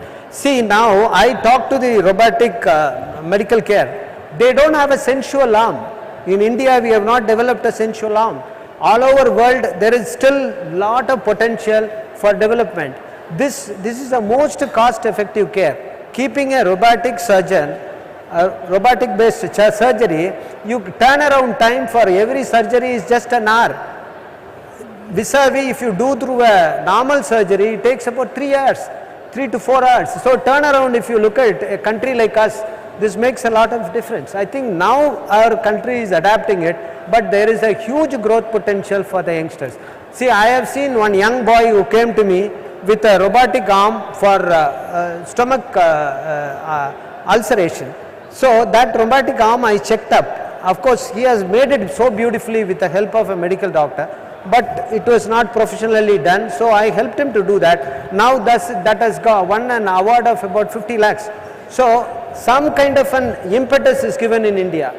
Please request all of you to put in some amount of effort and interest in medical technologies to be built. And this is a CFD, which is actually when every patient has got a chronic problem of their breathing. There is a huge breathing issue, and they have chronic issue on where the vent pipe and the entire respiratory system. We all misdiagnose for other issues and a huge amount of treatment that is going on. So now there is an equipment which has come that is that will do a simulation of your trachea. Your whole trachea will get simulated, and it will bring the data as to what exactly happening in your throat. And based on this data, you will be able to design you will be able to do the intervention. So fixing it for few days, you will get the data of what exactly the trachea problem. See, I have seen many of them snoring. Absolutely no solution we have found for snoring, excepting you have a CPAP and they used to fix it for the night and get rid of it. But during snoring, many people die also. But using the CFD, this device, you will be able to find out why that snoring is happening, where exactly this trachea is getting cut. We can manage accordingly. So this is another new innovation. Of course, this innovation has got a huge opportunity. So about electromechanical devices, insulin pumps, MRI machines, it's not a very complex machines. We can do it in our startups. It is not a very complex machine. It can be done by a startup itself. So we need a huge leverage of these machines. So these machines will have to be manufactured largely in India, but it's not happening. We are doing a huge import, and the cost of an imported machine versus an Indian machine, you have got a difference of 5 to 6 times. This innovation will make a phenomenal change in our Indian landscape. So I just want to final notes on what medical devices market today. It is hugely developing. India is going to have very medical devices aligned with smart services. These solutions are going to be the big market for India. We will expect about $30 billion by 2030. The market is growing. This market is never touched. Unfortunately, this market is not touched at all. This market will grow phenomenally, and preventive measures, treatment measures are being discussed widely rather than cure. We do the prevention. How do we do the prevention? Prevention can be done through medical devices only. Build medical devices, and people who have it will have a detailed knowledge of where they stand and what is their problem, and we will be able to correct it. And Philips and GE and most of the companies, having got a huge ecosystem, they are ready to sponsor any development that has come. So I did the ventilator. In my case, I built the ventilator. Whole technology was bought out by a multinational. They just bought it from me because I don't have the arm to market. So I gave it to them. So now what happened? They are building from that. We have done a AI application in that. They took the AI application from our device and they are using it in their device. And my device has gone out of marketing. So what happens? You have a huge future. People will buy your technology. Your idea is good. It's easily marketable. And connected solution, health solutions have become more a connected solution. It is not a singular solution. If anybody makes a device, the device must be connected. It should have an IoT or IIoT port, and it should be connected into the device with an interface. With an interface only, it is able to function well. So all the medical devices are more connected and it will have a connected solution so that the data also will be there. So without data, nothing moves. As Professor Kamakodi also said, data is the wealth. So you have to have every treatment, every treatment outcome is the valuable data. All this data we must have a central grid so that we will be able to process and use it well. And of course, this also largely improves the quality of care. So now I think I'll close this talk and open for questioning. If anybody would like to ask for any questions, I will be too happy to answer. Yeah, please.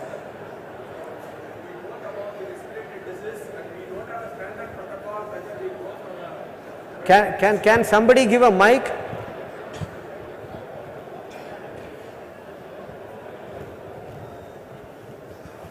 It sounds good when we spoke about we don't have a standard protocol in terms of respiratory disease. Some we go for, still we maintain for a quantiferon TB gold, or we go for a gene expert, and it is not educated in such a way. And it has to be spread, and there is a gap also in between. And during the COVID time, for multiplex polymerase chain reactions, when FDA approved transmissions are available like BioFire or BioMerit has come into the market. So when we wait for a real-time PCR, it takes much time to evaluate for the patient.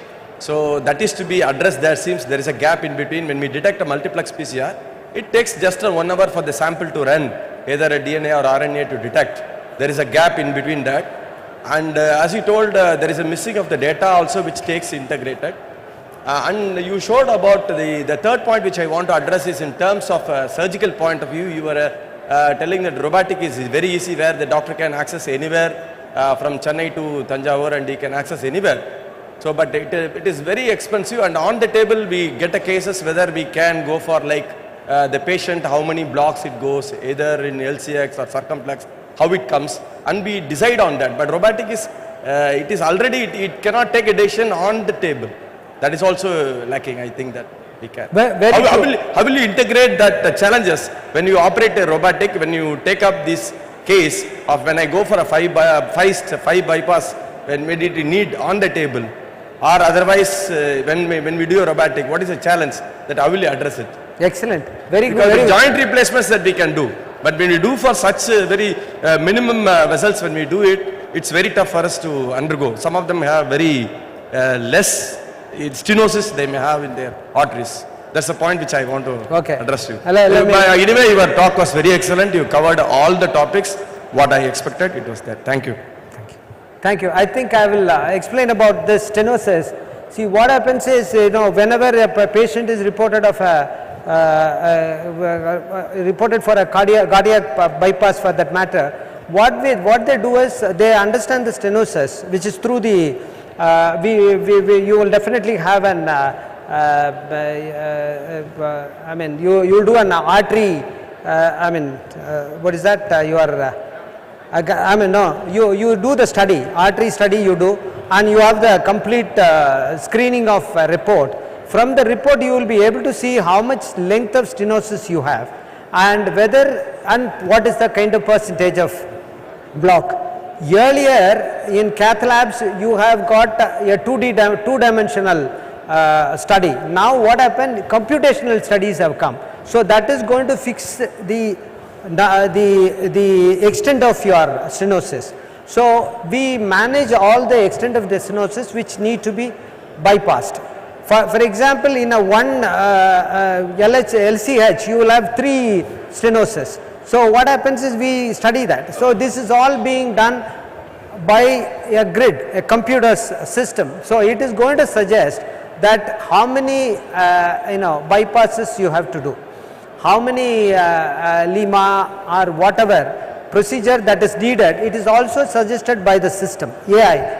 Then once this is all given to the doctor. It is not done by the machine, only doctor. So he will have completely convinced. On top of it, everybody who goes for this bypass, they want to have an artery graft. They don't want a venous graft. When you go for the artery graft, it's really managed. The length of your artery, it takes, mammary graft, mammary length it takes and it actually suits the number of graft you can do with your own, the particular person. It gives you even that clarity to the doctor who was sitting there and operating the robo. Then the robo does the, if you see the sternum opening of a robo, it is millimeter accuracy.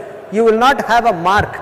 It is so beautifully done. So once it is open up, they go there, they do the intervention by the robos, and it will scavenge the entire thing and it clean it up. So you see the surgery is done very short time, and the blood loss is less, and the graft also, as you program, it goes and does. And particularly the graft of a robotic arm is more precise than the human arm. So it is manageable. And as far as, of course, I have always approved, on the doctor's challenge. You are seeing the patient on the bed and you are trying to take a call. Sometimes you may not be able to, be able to visualize many factors. So if you have an emergency protocol system with you, which can give you a complete management protocol for you, then you will be able to address the patient very comfortably.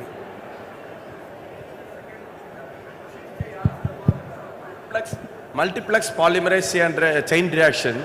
So nobody has come in India to detect that whether I have adenovirus or a coronavirus or a hepatomegalovirus or a rhinovirus. To detect on a single time, it's very tough for us. And India so far that we have not taken an initiative. Yeah, that France and other countries. That is a big.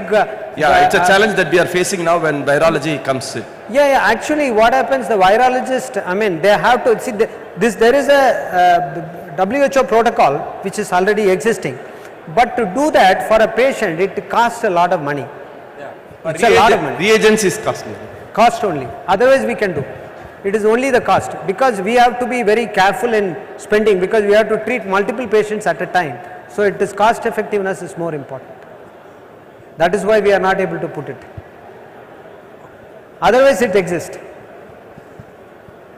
Any questions? Yeah, here. So we are a startup company. So thanks for sharing all those wonderful opportunities here, right? So the huge challenge what we are facing here, right? The real-time data. So any model you do, even artificial machine learning, deep learning, we need the real-time data, right? So main challenge what we are facing is how we get the real-time data. We can have a model data, but behind the scene we need a real-time data to see, define all the models, right? So ideally the algorithm should work in a better way where we have a real-time data. So that's where the challenge. Also we need to make sure the data security, because we are collecting the entire patient's data, right? All those are very, very personal data where we need to make sure like everything should be secure way, unencrypted way. But main challenge what I want to answer from you is like how we'll get the real-time data and how. See, whatever equipment that you are going to test, you should test it with a medical hospital. That team has to trust you. Unless you build or you have an MOU with them, or you can have a confidentiality agreement with them for the data access. Otherwise, doctors will not give the data. You have to have a neat understanding to have the data. Otherwise, remove the patient's basic history and you can collect data from government, which also, if they are permit, you can have a large amount of data and you can do it. Is there any compliance we need to follow or government is providing for particularly startup companies like us for a medical device like that? Well, I think as far as India is concerned, they also follow the ICD and ICP, International Code for Disease, International Code for Procedure. The ICD-10 they follow. So if you can comply ICD-10 and ICP-10, then you will be able to have this management protocol that you can build. But as far as data, it's only hospital has to decide. Yes, ideally data is the next oil, right? Because we need data, huge data for all these things, systems to build together. Absolutely. But while doing my ventilator project, data flows to me because I put my own device, so that grabs all the data, we get it, got into our web and then we processed it. Thank you. Any questions? Yeah.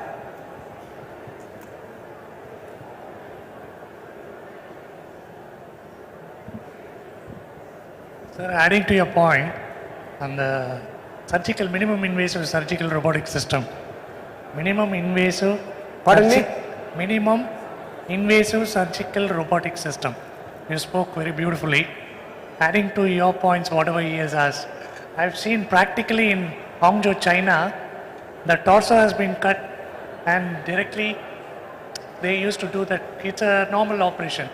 So the switcher has to get cured. It will take almost 3 months. But due to this robotic surgery, keyhole surgery, within a span of 2 days, the patient was cured.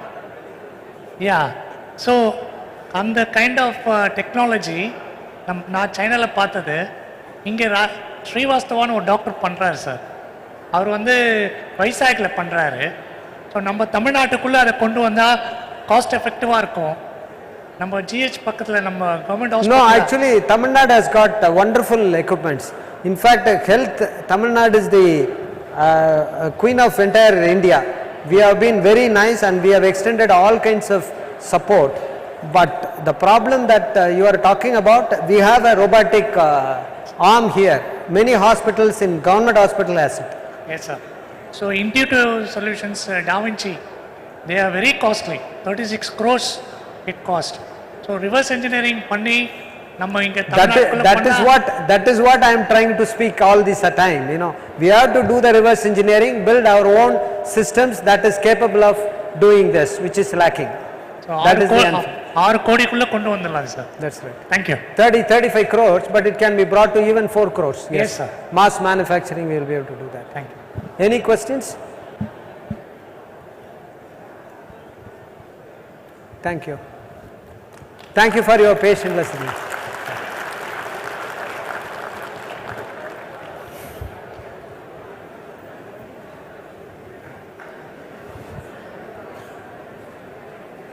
Let's give a big round of applause for Mr. Umagine, CEO Broadline Computer Systems. Thank you, sir, for providing us with an in-depth dive on opportunities in medical devices. We would like to give you a small token of appreciation.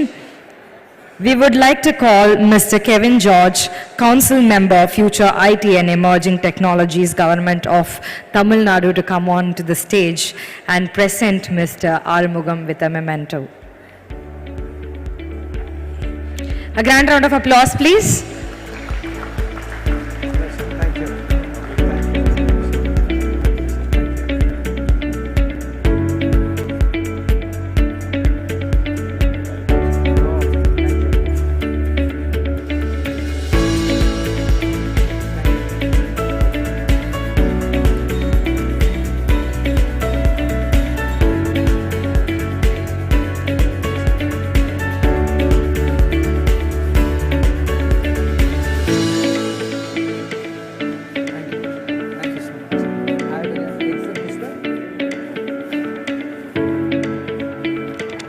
Thank you, sirs.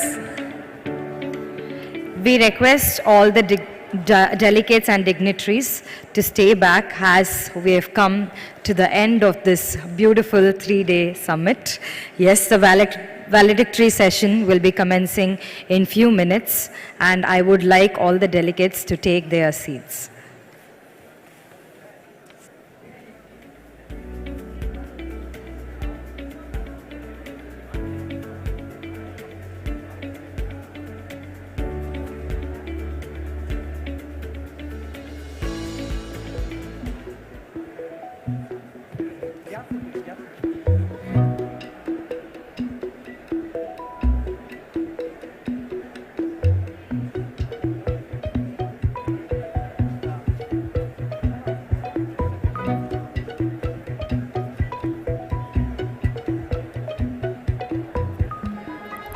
We request all the delegates to kindly be seated.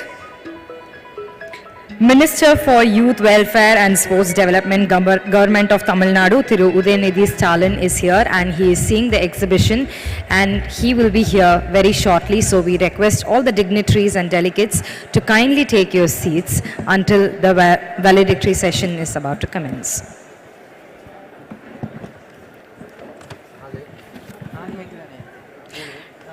Now we would like to thank all the delegates and dignitaries for being present in Umagine Chennai, Asia's largest tech summit. We hope all the 3 days were filled with knowledge takeaway strategies to overcome the challenges in business, the future of and in technology. Now we have reached the finale of this wonderful summit, and we would like Ms. Shri Jayanti to take over.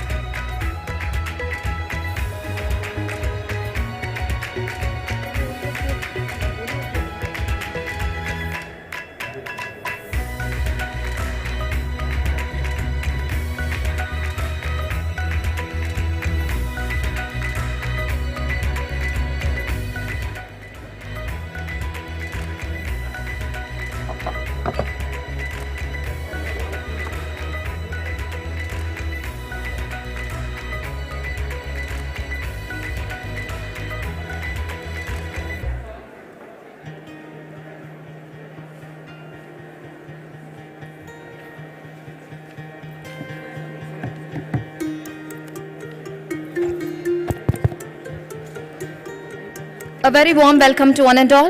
I request all the dignitaries who are waiting outside to please come inside the hall.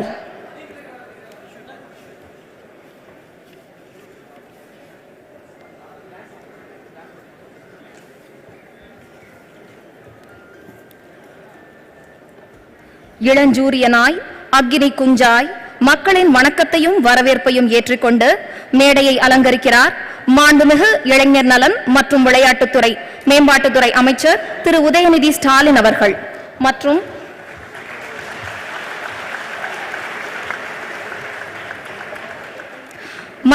மாண்புமிகு தகவல் தொழில்நுட்பம் மற்றும் digital சேவைகள் துறை அமைச்சர் திரு D மனோ தங்கராஜ் அவர்கள் மற்றும் மற்ற சிறப்பு விருந்தினர்களும் மேடையை அலங்கரிக்கின்றனர்.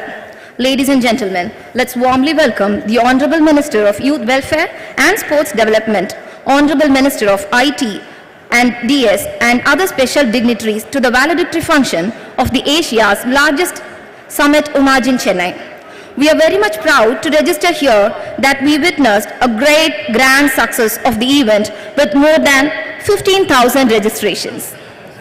This summit is organized by the Department of Information Technology and Digital Services, Government of Tamil Nadu, supported by Electronics Corporation of Tamil Nadu, Software Technology Parks of India, and Confederation of Indian Industries.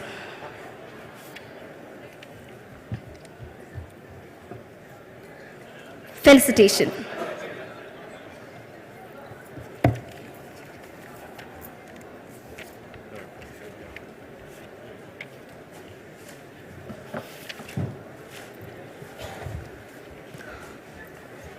மாண்புமிகு இளைஞர் நலன் மற்றும் விளையாட்டு மேம்பாட்டுத்துறை அமைச்சர் அவர்களுக்கு மாண்புமிகு தகவல் தொழில்நுட்பம் மற்றும் டிஜிட்டல் சேவைகள் துறை அமைச்சர் அவர்களை சிறப்பு செய்யுமாறு அன்புடன் கேட்டுக்கொள்கிறோம்.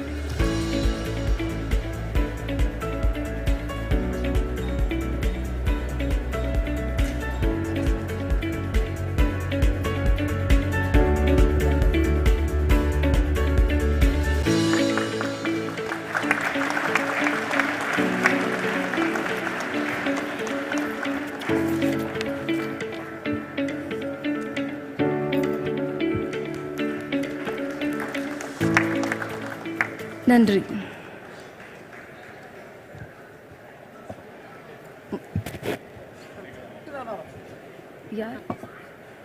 I request our Honorable Minister is felicitating Thiru Hansraj Verma IAS sir. Our Honorable Minister will now felicitate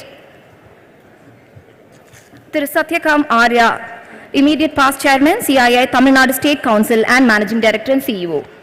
Our Honorable Minister of Information Technology and Digital Services will now felicitate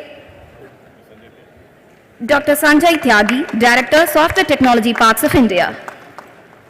Thank you so much, sir. Our Honorable Minister of Information Technology and Digital Services is now felicitating Thiru Kevin George, Council Member, Future IT and Emerging Technologies, Government of Tamil Nadu.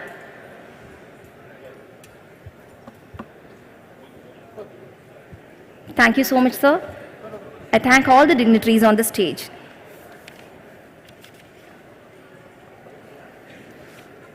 May I invite Thiru J. Kumaraguruvaran IAS, Secretary to Government, Department of Information Technology and Digital Services, Government of Tamil Nadu, to deliver the welcome address.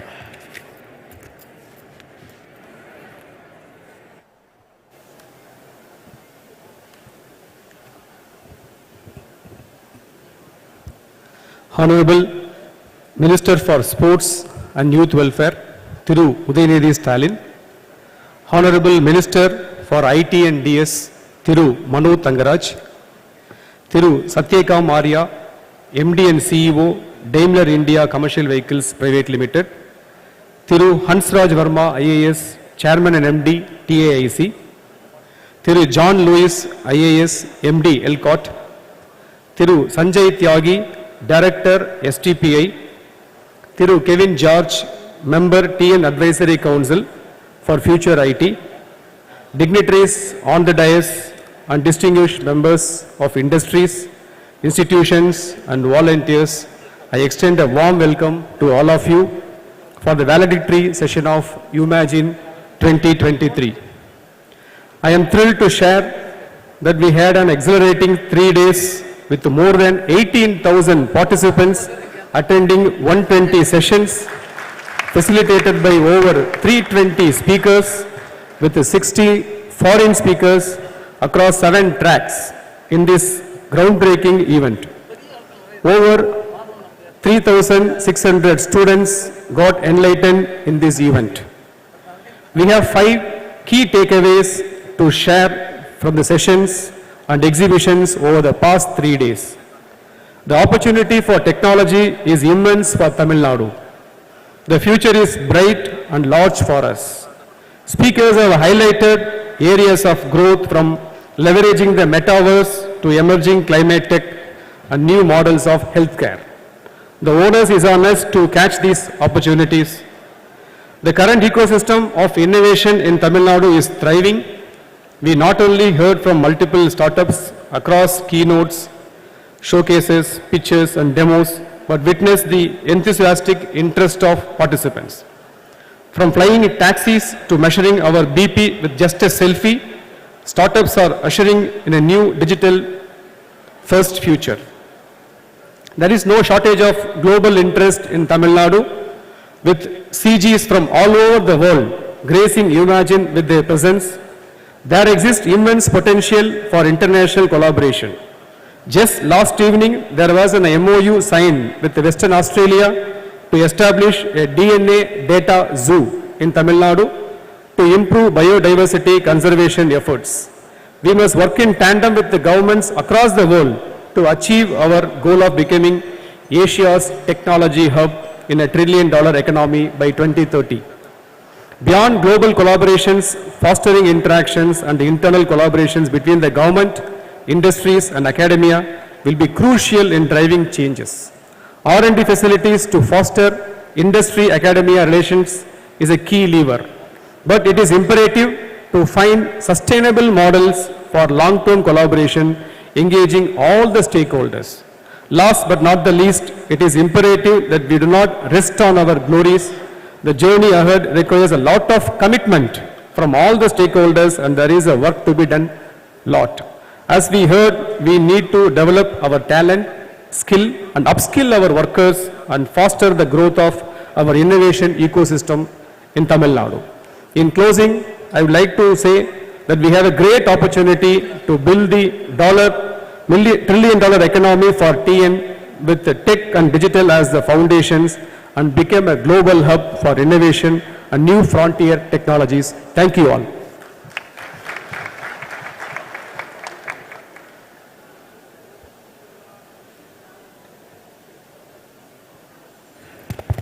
Thank you, sir. We request Thiru Kevin George, Council Member, Future IT and Emerging Technologies, Government of Tamil Nadu, to deliver his address to the gathering.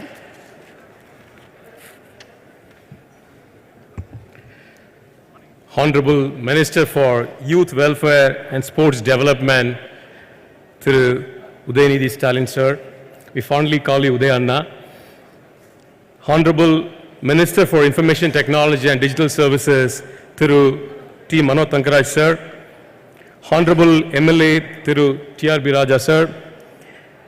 Honorable Additional Chief Secretary, Thiru Hansraj Verma IAS, Chairman and Managing Director, Tamil Nadu Industrial Investment and Corporation, Thiru J. Kumarkuran IAS sir, Secretary to Government Information Technology Department, Thiru John Louis sir, Dr. Sanjay Tyagi, STPI Director, my industry colleague Satyakam Arya, and all my industry friends, well-wishers, volunteers who all have come here to see this great occasion. What an event we had for last 3 days.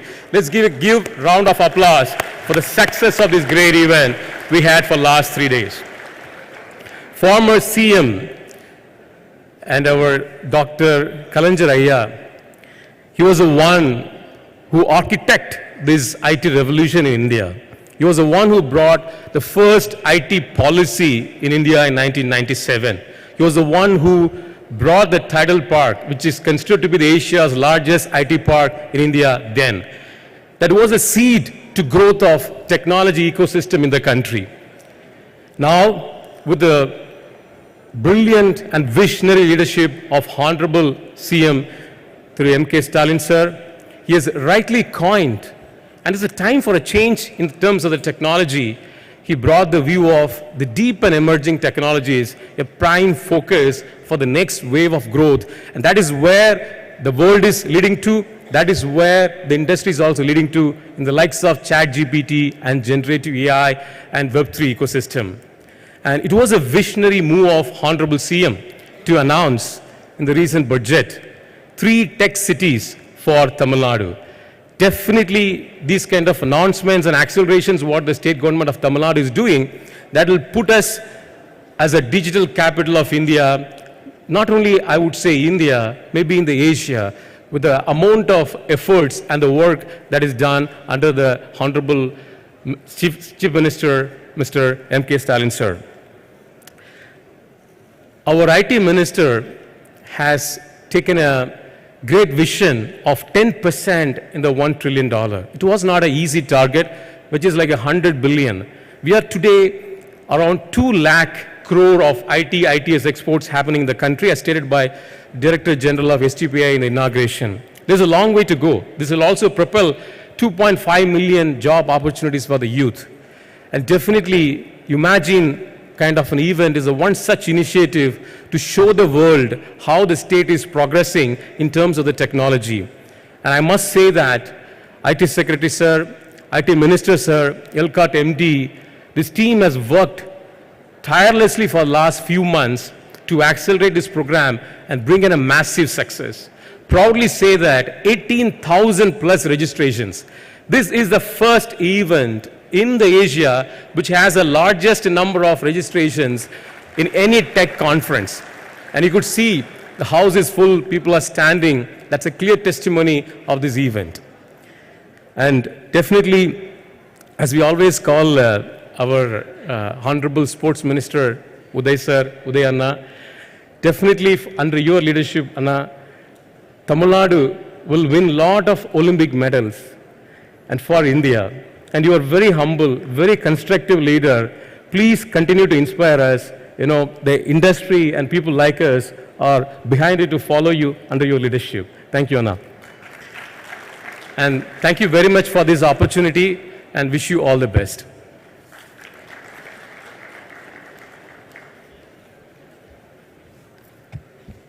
Thank you, sir.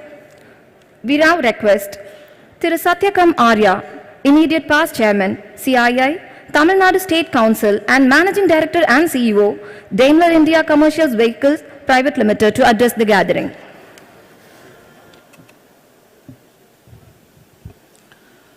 Honorable dignitaries on the dais, friends from the industry, good afternoon to all of you. Well, it's a pleasure for me to join all of you at Umagine, which has emerged as one of the most impressive and interactive technology summits in Asia.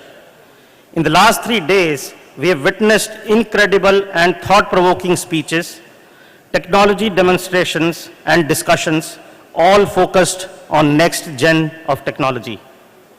As mentioned by our Honorable Chief Minister during his inaugural address 2 days ago, Umagine has provided an inflection point, or it has become a stepping stone for global majors and tech leaders to converge and push the boundaries of technology and its development in Tamil Nadu. As also highlighted by our Honorable Chief Minister, the ultimate goal of any technological advancement is in empowering all its stakeholders in reaping its benefits and making sure that the economic progress is inclusive. I believe that this event is a rightful step in that direction. Ladies and gentlemen, over the past decade, we have seen amazing advancements in digital technology, from cloud computing, smartphones, virtual and augmented reality, and now the explosion of artificial intelligence and machine learning. This has made significant change in our behavior as users of technology. Not only do we expect personalized services through technology, we also have access to unlimited information and knowledge on demand. The rapid evolvement of new technologies is also making all the organizations to think about their adaptability to these changes. Friends, we have with us Honorable Minister for Information Technology and Digital Services and the Honorable Minister for Youth Welfare and Sports Development. It's a privilege that leaders from the government representing two key dimensions of youth and technology are present here. Both these dimensions represent our nation's competitive advantage, the demographic dividend we have, and the technology disruption that is happening in this part of the nation. Our journey towards the overarching aim of achieving a GDP of $1 trillion by 2030 has certainly been bolstered by your presence. I would like to specially thank you on behalf of CII for your leadership efforts. In its journey towards transforming as a vibrant economy, CII's work with the government of Tamil Nadu continues to intersect in various initiatives. CII has been involved in the promotion of key areas by working closely with various government agencies, academic institutions, and industry. Being the event partner today is yet another example of our contribution to the state's progress. We thank the government of Tamil Nadu for giving us this opportunity. CII has also been working closely with the government, particularly the Information Technology Department, through its Connect series of conferences organized across the state. These conferences continue to foster growth and development of IT sector in Tamil Nadu, especially in Tier 2 cities such as Coimbatore, Madurai, Trichy, Salem, Kanyakumari, and Tirunelveli. Besides sector-specific facilitation, CII has been working very closely with the state government to identify and address the regulatory hurdles faced by businesses across the state. Through various forums and interactive sessions, we have brought the industry concerns to the attention of policymakers and advocated necessary reforms. Right from MSME to climate action, EV to AI, and from skills to retail, CII's efforts have benefited the industrial ecosystem and enhanced industry's competitiveness across the state. I am ending my address suggesting for even stronger public-private partnership in the field of IT and its related infrastructure in Tamil Nadu. CII will be privileged to play this role on behalf of the industry. Thank you very much.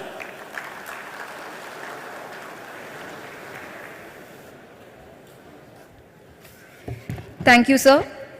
We now request Dr. Sanjay Tyagi, Director, Software Technology Parks of India, to address the gathering.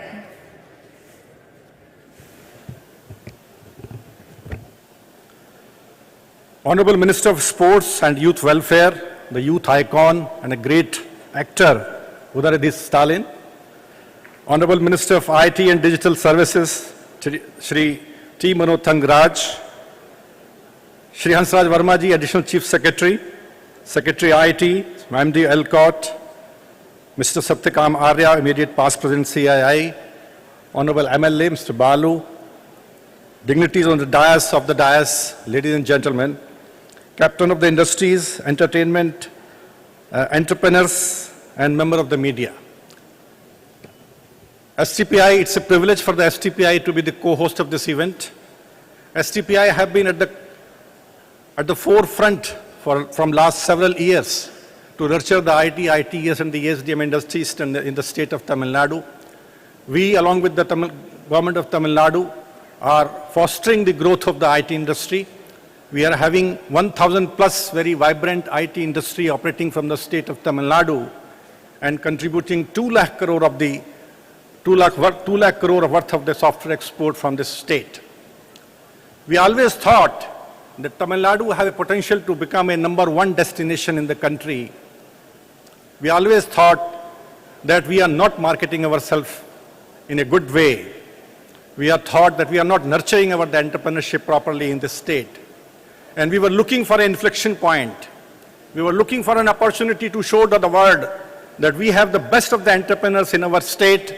We are having the best of the infrastructure, best of the urban infrastructure in our state. We are having the best of the skills in this state. And the time has come. This government have taken this wonderful initiative for bringing this tech summit, this Umagine Tech Summit to the state of Tamil Nadu and Chennai. Heartiest congratulations to the honorable ministers, to the IT minister, to the government for bringing this event to this state. And what an event it is. The numbers have already been given to you, but I feel like reading it once again. 130 sessions, 250 speakers, 7 tracks, 7 partner countries, 20 participating countries, and we have the first time brought Blue Ocean Award to the Chennai, which are able to attract so many startups from all over the country, evaluated them, awarded them, and helped them to grow further in their journey. 18,000 registrations, and we are having so many women speakers in this summit. We feel our Honorable Chief Minister have rightly said this is the inflection point. I think now onwards we will know pre-Umagine and post-Umagine scenario in Tamil Nadu. We'll be able to see the investment pouring in the Tamil Nadu. We'll be able to see that we'll be strive for the growth of the IT industry in the state of Tamil Nadu. And now I think nobody can stop us becoming the #1 in this country. So I once again congratulate all the organizers who have come together, Secretary IT, Honorable IT Minister, Honorable Chief Minister, under whose advice and guidance we have done this, and all the CII is praiseworthy. And last but not the least, the Idea Works, which has brought the Umagine over here, which has conceived this whole thing. And I would like to congratulate Mr. Amit Sai and Sandeep for making this possible. Thank you very much. Thank you, sir.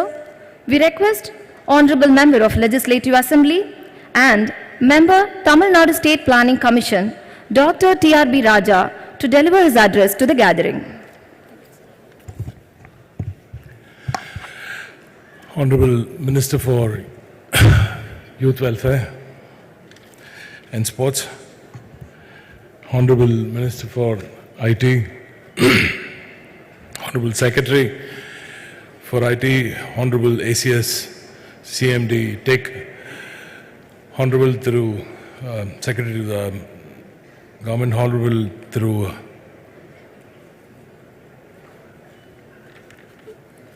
Udayanidhi Stalin Avargal, the amateur. He has graced this occasion on very short notice, I'm told. And rest of the dignitaries on the dais, Honorable through Satyakam Arya, through John Lewis Avargal, and the rest of the tremendous amount of CEOs that have joined here for this fantastic event. Umagine had a very small beginning at the Planning Commission. It started way back about 6 months back when we spoke about how the fintech policy and how GCCs need to be brought into Tamil Nadu in a big way. When it started, it was very small, but today, at the auspicious with the Honorable Minister for Youth Welfare and Sports gracing this occasion, this huge gathering of over 18,000 registrations and more than almost half of them being women has taken TN tech industry, taken the entire TN tech arena to a different level today. I would just like to add a few words what the Planning Commission is doing and how this tech-centric government is different from all the governments that's been here before. Honorable Chief Minister Avargal has been extremely curious about the development in the tech industry, especially as through Tyagi sir also said here, we have been the hub of tech in India. Actually, Tamil Nadu is said to be the number 2 most developed state in India by GDP and all that. But then, if you look by tax collection and all that, but then if you look at how industry is concentrated in Maharashtra, we are basically number 1. And the highest number of MSMEs also come from Tamil Nadu. So Tamil Nadu is number 1 in various aspects, with a lot of data fudging around. I will just stick to what the Planning Commission has to offer and just leave the dash to others. The Planning Commission has already come out with a few policies. You know the fintech policy which was rolled out by the Honorable Chief Minister some time back. That came up from the Planning Commission. I hope most of you must have heard about the fintech policy. We have a AVGC policy coming up. That's something which I want all of you to very carefully note. The AVGC industry has exploded. You know there's a huge amount of interest for AVGC in the country. Tamil Nadu has the highest number of labor force, the most skilled labor force for AVGC industry, and that is coming up very soon. And I think that policy will be lapped up by the CEOs present here too. And the next one which I want to tell you about is the EV policy and the industry 4.0 policy that we got out. The research R&D policy has a small sect inside inbuilt for GCCs to come into Tamil Nadu also. There's been a huge push from the Planning Commission on the behest of the Honorable Chief Minister Avargal. We funded over 20 crores for Anna University to start up the ITI in Anna University.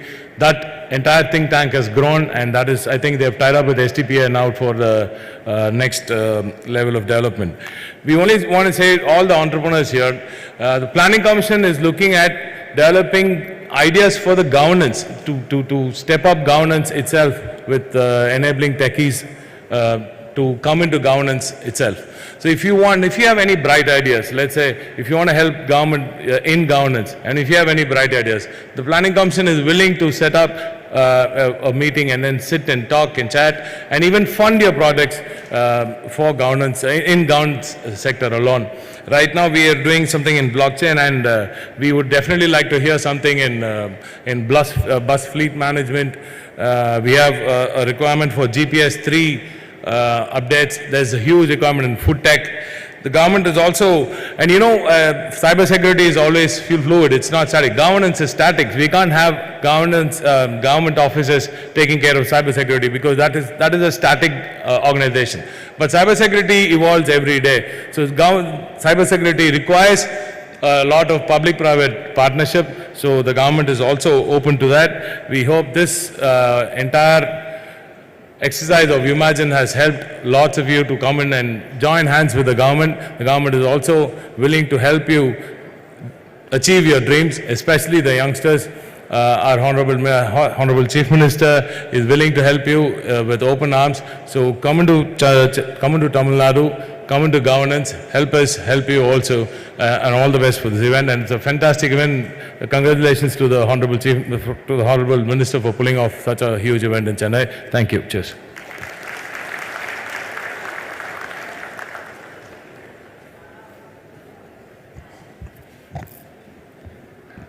Thank you, sir. We now request Thiru Hans Raj Verma IAS, Additional Chief Secretary and Chairman and Managing Director, the Tamil Nadu Industrial Investment Corporation Limited, to address the gathering.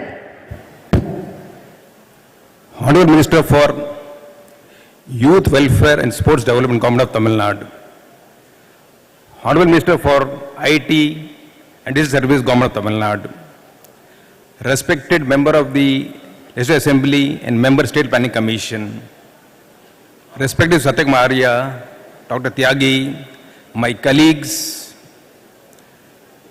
IT Secretary, MD Elcott, distinguished delegates in the audience and dear friends. We all stakeholders in Tamil Nadu have one common guiding principle, and this principle is the clarion call of our visionary Chief Minister of Tamil Nadu to make Tamil Nadu economy a 1 trillion economy by 2030. All our actions of all the stakeholders, including events like these, are means to an end. Friends, I'd like to raise two issues before our Honorable Minister for Sports and Youth Welfare. First is, you are a youth icon. Sir, India is a young nation. Our average age is 30 years. This demographic dividend comes in the life cycle of a nation once in 1,000 years. This is India's century. It's the youth who will make it happen, who will translate this opportunity into sustainable and tangible outcomes and developments at the field level. The youth is aspirational.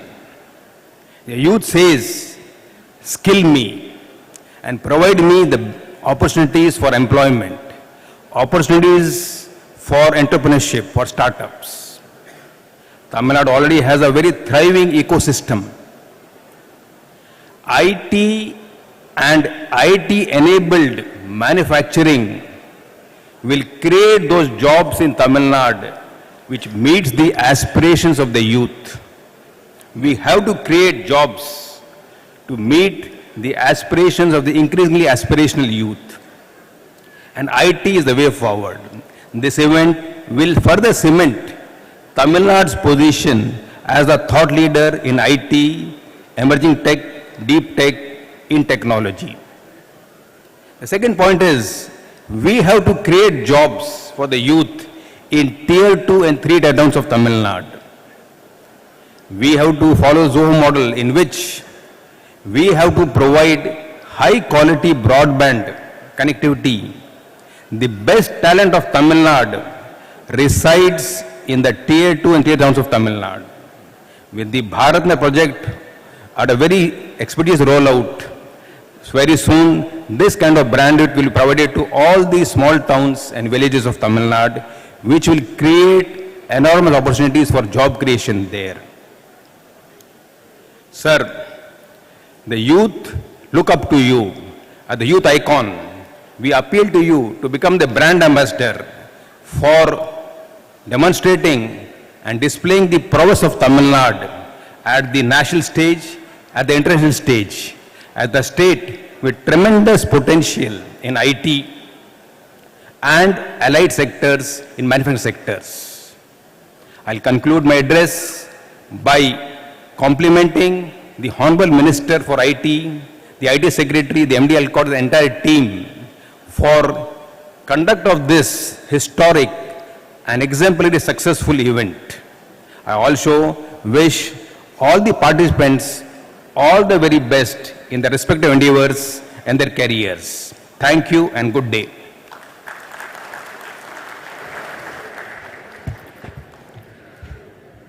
Thank you, sir. மாண்புமிகு தமிழ்நாடு முதலமைச்சர் அவர்கள் வலியுறுத்தும் திராவிட model தத்துவத்தின் வழியில் தொழில்நுட்ப வளர்ச்சியில் புதிய எல்லைகளை தொடவழையும் அதே சமயம் உயர் ரக தொழில்நுட்பமும் சேவைகளும் தமிழகத்தின் ஏழை எளிய விளிம்பு நிலை கடைக்கோடி மக்களையும் சென்றடைய துணை நிற்கும் மாண்புமிகு தகவல் தொழில்நுட்பம் மற்றும் டிஜிட்டல் சேவைகள் துறை அமைச்சர் அவர்களை சிறப்புரையாற்றி தருமாறு பணிவுடன் கேட்டுக்கொள்கிறோம். Good afternoon. I hope you are all with the same spirit you had when you came for the conference. Am I right? Yes. Honorable Sports Minister of Tamil Nadu, respected Mr. Udayanidhi Stalin, my dear friend and the member of Planning Commission, respected Mr. T.R.B. Raja, the Additional Chief Secretary of Tamil Nadu and Chairman of TAIC, Hans Raj Verma, my dear Satyakam Arya, the former CAA President, dear Secretary of IT Department, Mr. Kumara Gurbaran, IAS, dear Sanjay Tyagi, Director of STPI, dear Mr. John Lewis, MD of ELCOT, dear Kevin George, who is one of the IT Advisory Council member, and dear brother Joseph, he is a steering committee member of this organization, bureaucrats who are here, industry heads, and IT fraternity, tech startups, my dear students, and the journalists who are all being here for the last 2 days. And I extend a warm welcome to one and all. I am really very happy we are going to be with all of you in this wonderful evening. Today morning, I received a lot of calls, and there is a good response from the industry about this conference. And I would like to say one, it's by Mr. Kobal Srinivasan. You may be knowing he's an industry icon of TCS. He has written in his tweet, congratulations to Mano Tangaraj on a superbly organized event.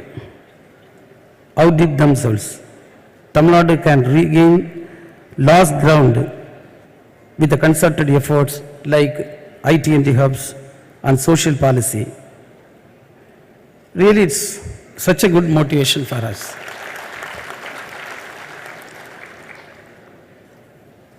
You all know that we have 2 V's in Tamil Nadu.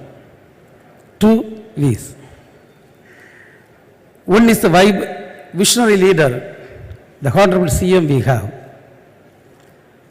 And it is not my version of saying, the entire world is saying. Tamil Nadu has got a visionary leader. The second V is about a vibrant youth leader we have. And he is with us now. And the Additional Chief Secretary was telling very nicely, it's going to be an era of youths. And we are very fortunate to have the youth leader, the emerging leader, and the leader who is going to lead us in the coming generations is with us now. And we are proud of it. And he is extending lot of support, motivation to the IT department from the beginning. And I'll just brief certain things.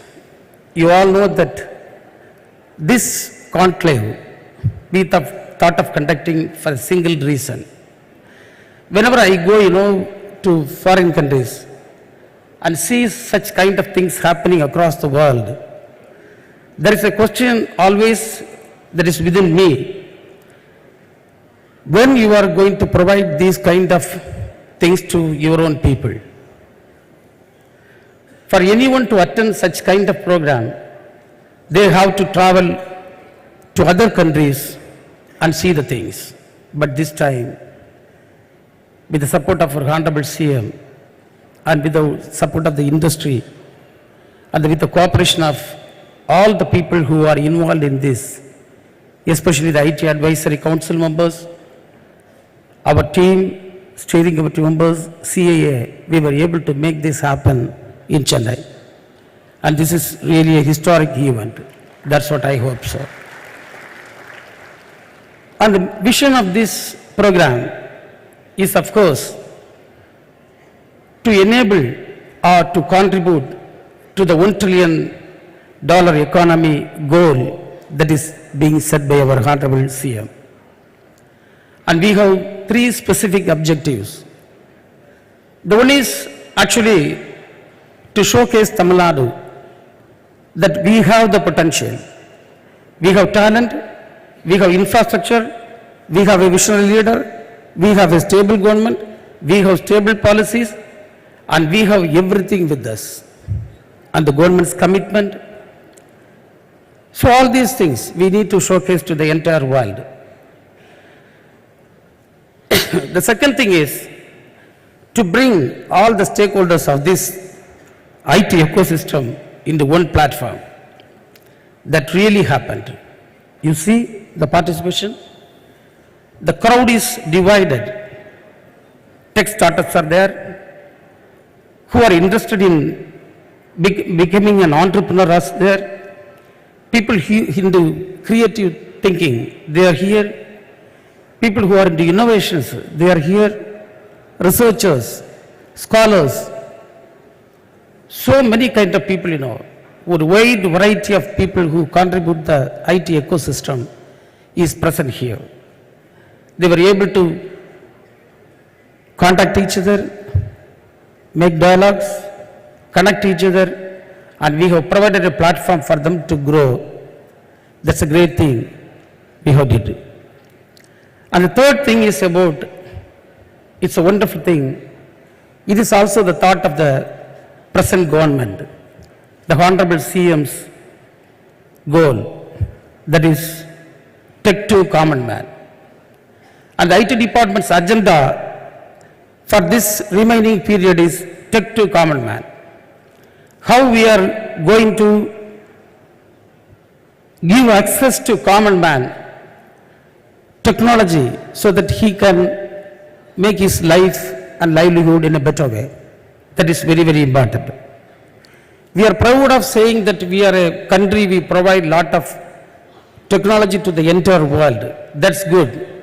But at the same time, what about technology to deal with our day-to-day problems? Let it be agrarian crisis, let it be in the field of meditech, fintech, or whatever it is, in automation. And you may be aware that the IT department has taken a lot of initiatives in the past to deal with all these things. And it will take a lot of time for me to explain, so I am skipping that.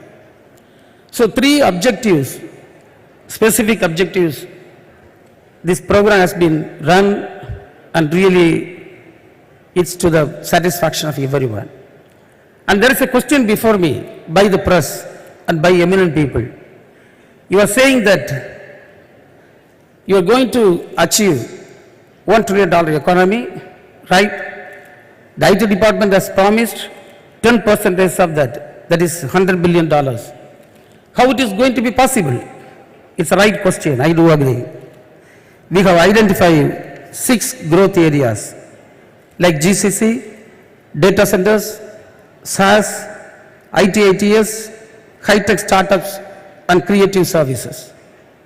So we have identified these growth areas, and we are trying to build talent at the first, because to achieve this, we need at least 2.5 million, that's 25 lakh, high-tech human resource by 2030.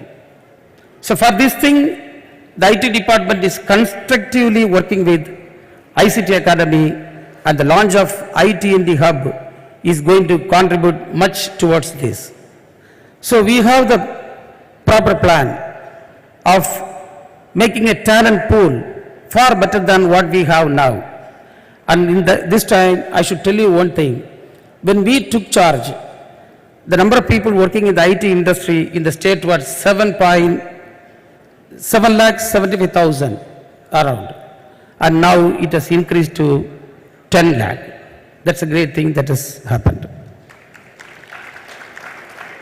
You can visibly see Amazon has come and set up with 6,000 members. Nielsen IQ has come and set up more than with 3,000 plus. I can list a number of companies over here.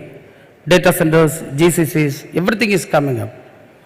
So this will continue, and we will keep the trend in the positive way through our policies and those kind of things. So, all these initiatives we need to take. And I'll tell you one thing to the people who are here. There is a very good opportunity for all of you. There is a very good opportunity. I'm telling you. And the government is going to provide all the facilities required to make use of the opportunity. Now you have to make use of the opportunity. There is an opportunity and the government is ready to make facilities for you. And it is you need to utilize that properly.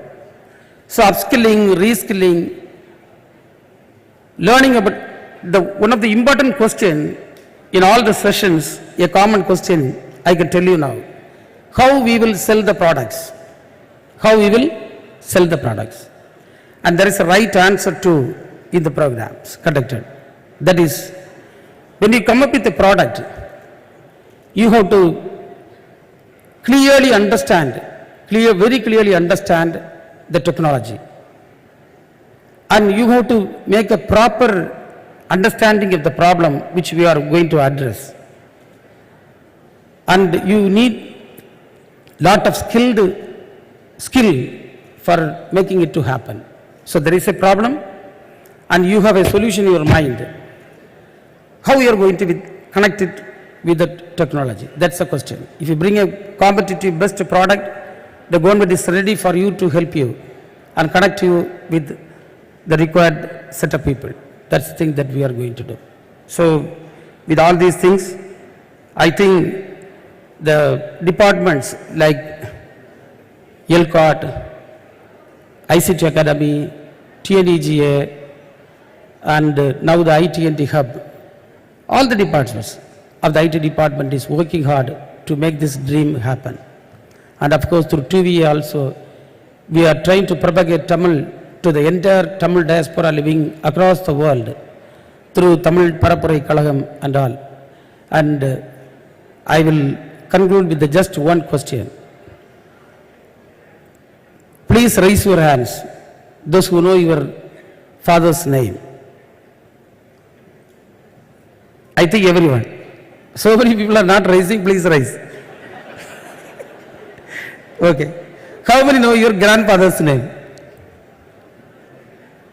How many know your great-grandfather's name?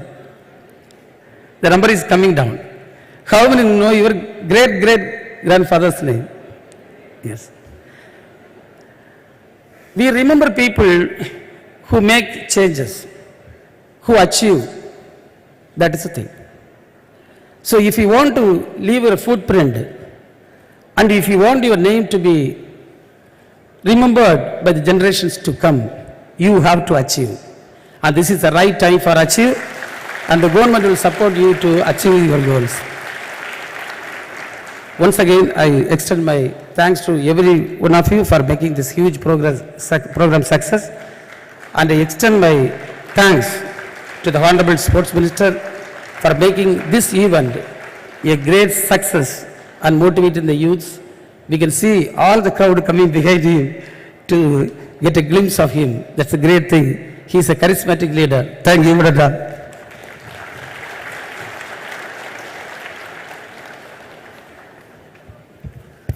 மாண்புமிகு தகவல் தொழில்நுட்பம் மற்றும் digital சேவைகள் துறை அமைச்சர் அவர்களுக்கு நன்றி. Award distribution time.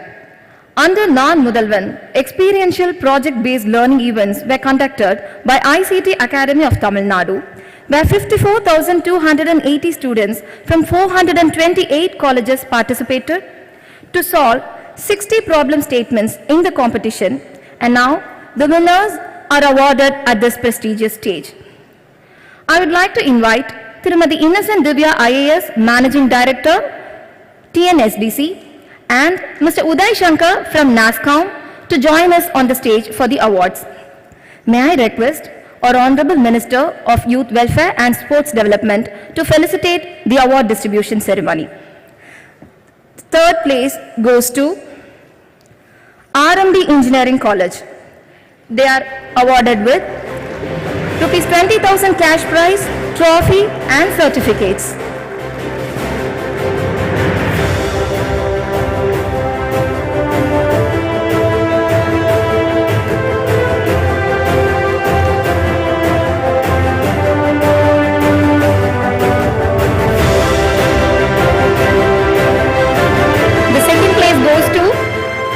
Janssen Institute of Technology. They are awarded with rupees 30,000 cash prize, trophy and certificates.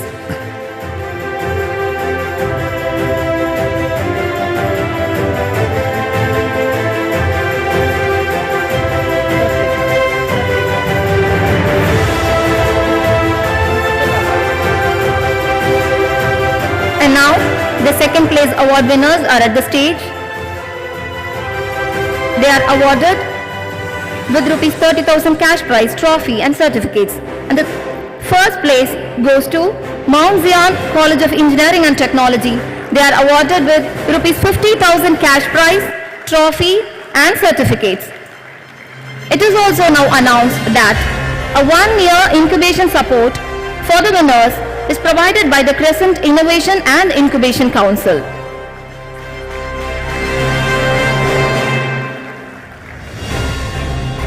The first prize goes to Mount Zion College of Engineering and Technology.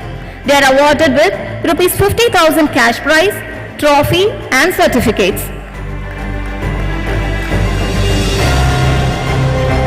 A big round of applause to all the winners.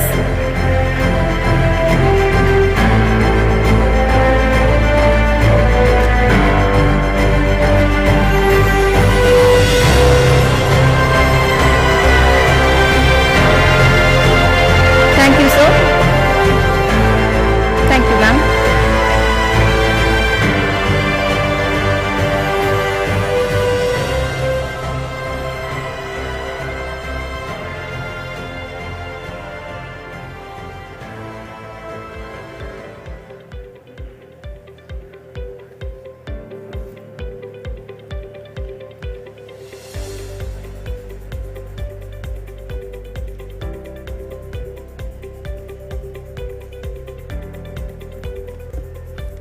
Thank you, sir. Thank you, ma'am. At this Asia's largest summit, ICT Academy of Tamil Nadu releases a special issue on innovations and intelligence for computing and technologies, IICT 2023, in ICT ACT Journal of Soft Computing, a UGC CARE listed international journal.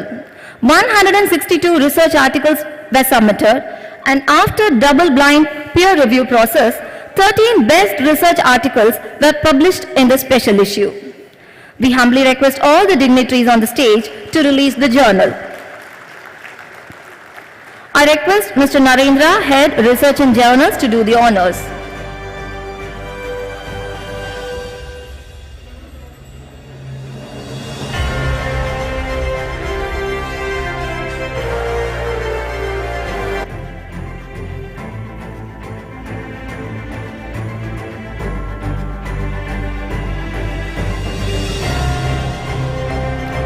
Out of these 13 research articles, 5 research articles were qualified for final presentation and were presented today. We request Honorable Minister of Youth Welfare and Sports Development to award the winners. The winners qualified for the award at this prestigious stage are called upon to the stage. Third place goes to Venkataragava, Sri Satya Sai Institute of Higher Learning. Second place goes to Dr. Preeti, RV College of Engineering. And first place goes to Mr. P. Helmholtz, Curtin University. The third place award winner is presented with rupees 20,000 cash prize and a certificate. And the second place award winner is presented with rupees 30,000 cash prize and certificate. And this first place award winner, Mr. P. Helmholtz from Curtin University, is awarded with rupees 50,000 cash prize and a certificate.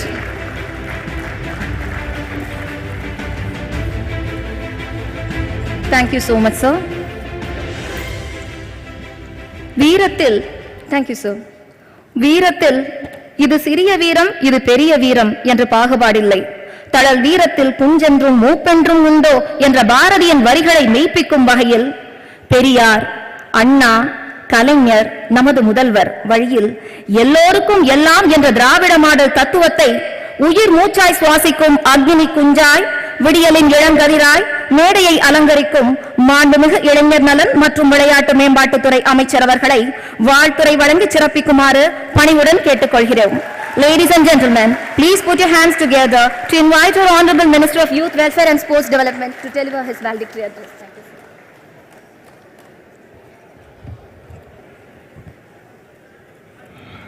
Honorable Minister for Information Technology, Thiru Mano Thangaraj avargal, respected Additional Chief Secretary, Chairman and Managing Director, Tamil Nadu Industrial Investment Corporation Limited, Thiru Hansraj Verma IAS avargal, respected Secretary to the Government, Department of Information Technology and Digital Services, Thiru Kumaragurubaran IAS avargal, respected Managing Director, TNSDC, Tirumadi Innocent Divya IAS avargal, respected Managing Director, ELCOT, Thiru John Lewis IAS avargal, State Planning Commission Member, Sattamandra Urupinar, Member of Legislative Assembly, Thiru TRB Raja avargal, Thiru Satyakam Arya, CIA Tamil Nadu State Council and Managing Director of CEO, Daimler India Commercial Vehicles Private Limited avargal. I have to thank you at this juncture, sir, because through Satyakam Arya, the CEO of Daimler India, they have provided ₹1 crore as a CSR fund for Chetak Triplicate constituency. I take this opportunity to thank you here. Through Kevin Raj, IT Advisory Council member, through Sanjay Tyagi, Director of Software Technology Parks of India avargal, Thiru Devidar, Advisor of IT Department avargal, அனைவருக்கும் இந்த நேரத்தில் வணக்கத்தையும், dear esteemed speakers, eminent guests and distinguished members of the audience, அனைவருக்கும் வணக்கம். அதிக நேரம் பேச மாட்டேன், தெரியும் மணி 1:30 மணி ஆகுது, நீங்க எல்லாம் பசியில் இருப்பீங்க. It is a privilege to be here at this important platform that celebrates the role of technology in enabling growth and development. As many of my other honorable ministers have mentioned here, technology has a key role to play in building the $1 trillion economy for Tamil Nadu. The duty of shaping technology-enabled growth lies within our very young population that is among us. As we look into the future, we have a great opportunity to drive sustainable and inclusive growth for India. India, especially Tamil Nadu, is blessed with a very young workforce. We will constitute nearly 20% of the world's working age population in the coming decades. But this is accompanied by an important responsibility for all of us. In the next 25 years, we will need to generate more than 220 million incremental jobs to employ India's young population. The fabric of the new workforce would include employment in emerging technology and digital sectors that will require new skills and capabilities. If we rise to this challenge, we can play a critical role to bring our entire population above the poverty line. Certainly, Tamil Nadu is a pioneer in making lakhs of technocrats and professionals. Thanks to the stupendous steps in the field of technology, which were initiated by our visionary leader, Dr. Kalaignar M. Karunanidhi. For the first time in India, Dr. Kalaignar introduced a state information technology policy in the year 1996. It was later adopted by the union government. In 1996, Kalaignar brought the computerization into Tamil Nadu and spearheaded to spread the computer usage and education. This resulted in the increase of software products exports. Since Kalaignar scraped the entrance test, it opened greater avenues for rural and downtrodden youths to emerge as a great technocrats and to position them to global stage. After clearing decks for accessing higher education, the DMK government, under the leadership of Dr. Kalaignar, established the Tidal Park in Chennai in the year 1999. Kalaignar's vision made the Rajiv Gandhi Road to be called as the IT corridor, as it is an important IT cluster in the world map. Currently, the IT corridor has at least 4,000 IT and IT-enabled services companies with more than 8 lakh IT workers. Tamil Nadu has numerous privileges. We are the second largest economy in the country and among the fastest growing one in India. We have a great talent pool of youth, and with this, Tamil Nadu stands third place in the country in the gross enrollment ratio for the secondary education. This is well above the national average, which is about 57%. Our female labor force participation is nearly at 40%, which is closer to the global average and twice the country's average. In order to ensure and encourage women students to pursue higher education and for stepping into the workforce, the government, under the able leadership of our Honorable Chief Minister, has introduced the Pudumai Pen scheme. This scheme grants rupees 1,000 per month per college student who has completed their schooling in government schools. About 1.15 lakh girl students are benefited in the scheme. We are looking at many initiatives to support the youth and help our country realize its full potential. These include setting up modern digital and technology infrastructure, providing technology-led learning experiences in our schools, and upskilling opportunities for youth in technology thrust areas like artificial intelligence, Internet of Things, machine learning, and software as services.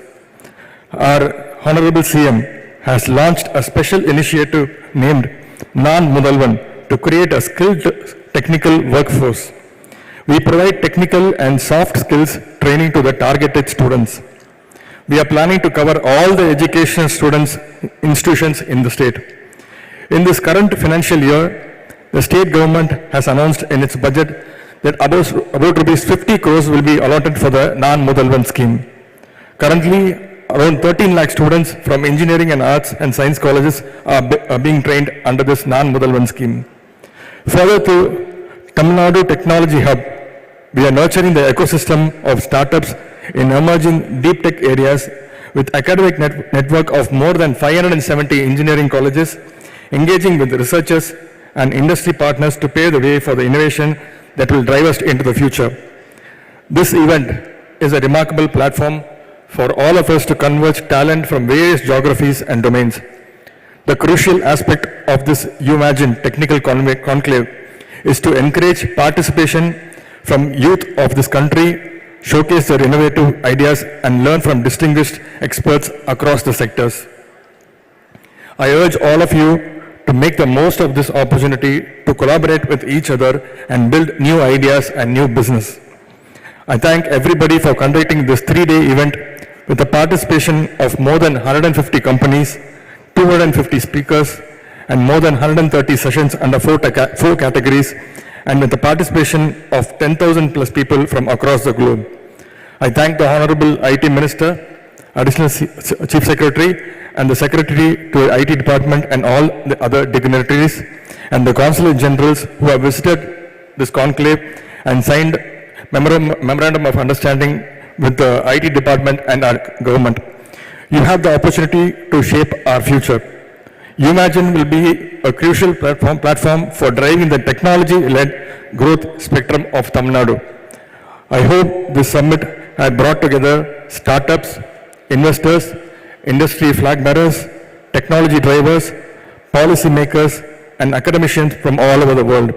I am sure that this will showcase the thriving technology and innovation ecosystem in Tamil Nadu. Our Department Secretary, ACS, Thiru Hansraj Verma, requested here to be the brand ambassador for the IT department. We already have a very good brand ambassador for our state, our Honorable CM. He has already, in all the surveys, he has already been elected as the #1 CM in the whole country, and he is working hard to bring Tamil Nadu state as the #1 state in our country. On behalf of the ACS, I request each one of you to be the brand ambassador of the state, and we will work towards it. Thank you. Nandri. Vanakkam.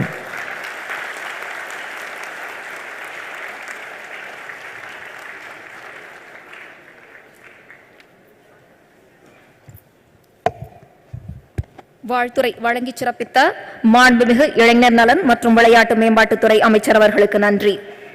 We request Thiru A. John Louis IAS, Managing Director FAC, Electronics Corporation of Tamil Nadu, to deliver vote of thanks.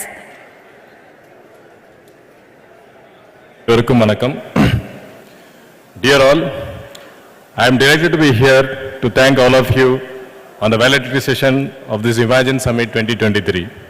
I am truly inspired to see the potential and activity in technology and digital space. As the MD of Elcott, I am highly optimistic about the future of technology in Tamil Nadu. I would like to extend my sincere thanks to Honorable Minister for Youth Welfare and Sports, Thiru Udayanidhi Stalin, for consenting to grace this occasion on this day. You are an inspiration for the youth who are here with us today to take this state to the logical place in the IT sector, that is to be the #1 state in the IT space. We are indeed grateful to our Honorable Minister for IT and DS, Thiru Manoj Thangaraj, for conceptualizing and organizing this great event. You led us from the front with your vision to make this event a grand success. We thank through TRV Raja, Honorable MLA, Member Planning Commission, for his presence here today with your valuable support from the Planning Commission for this IT sector of the state. We would like to extend our sincere thanks to Thiru Satyakam Arya, MD and CEO Daimler India, for his presence here today. Your inspiring thoughts for automated vehicle is the future of mobility. Thank you, sir. We extend our heartfelt thanks to Hansraj Verma IAS, ACS and CMD TIC for kindling the entrepreneurship attitude of the youth with government support.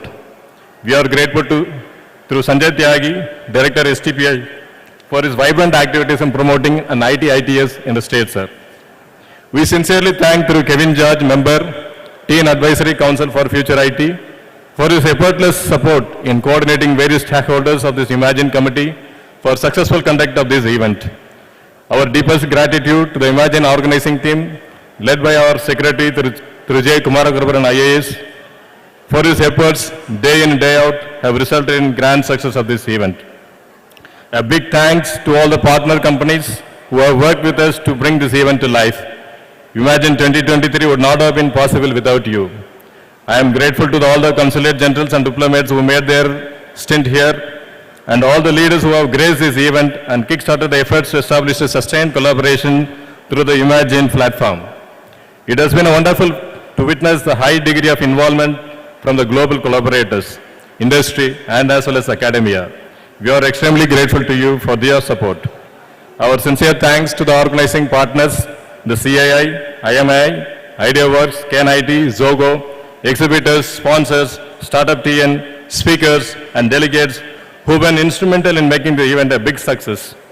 I also extend my sincere thanks to the media, police officials, Greater Chennai Corporation, CTC staff, and other government senior bureaucrats, officials, volunteers, support staff, and each and every soul who rendered this valuable support to this event and to make it a great success. I thank all the attendees here today who brought the events to life with your enthusiastic participation. I look forward to see how we can build on top of this platform and progress together to make this state a #1 in the country. Thank you all. Nandri.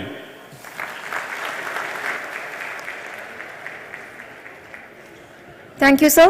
Let's raise for the national anthem.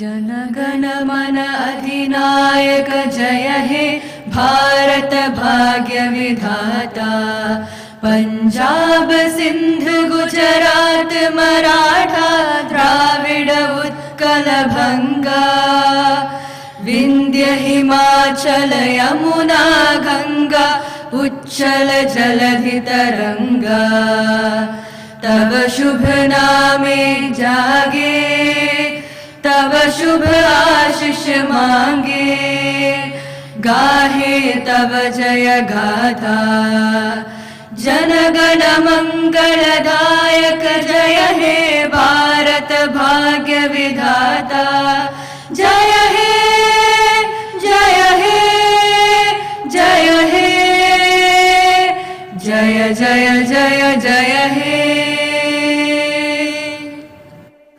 Thanks everyone. We thank all the dignitaries on and off the stage and the guests to have adorned this occasion. Thanks everyone.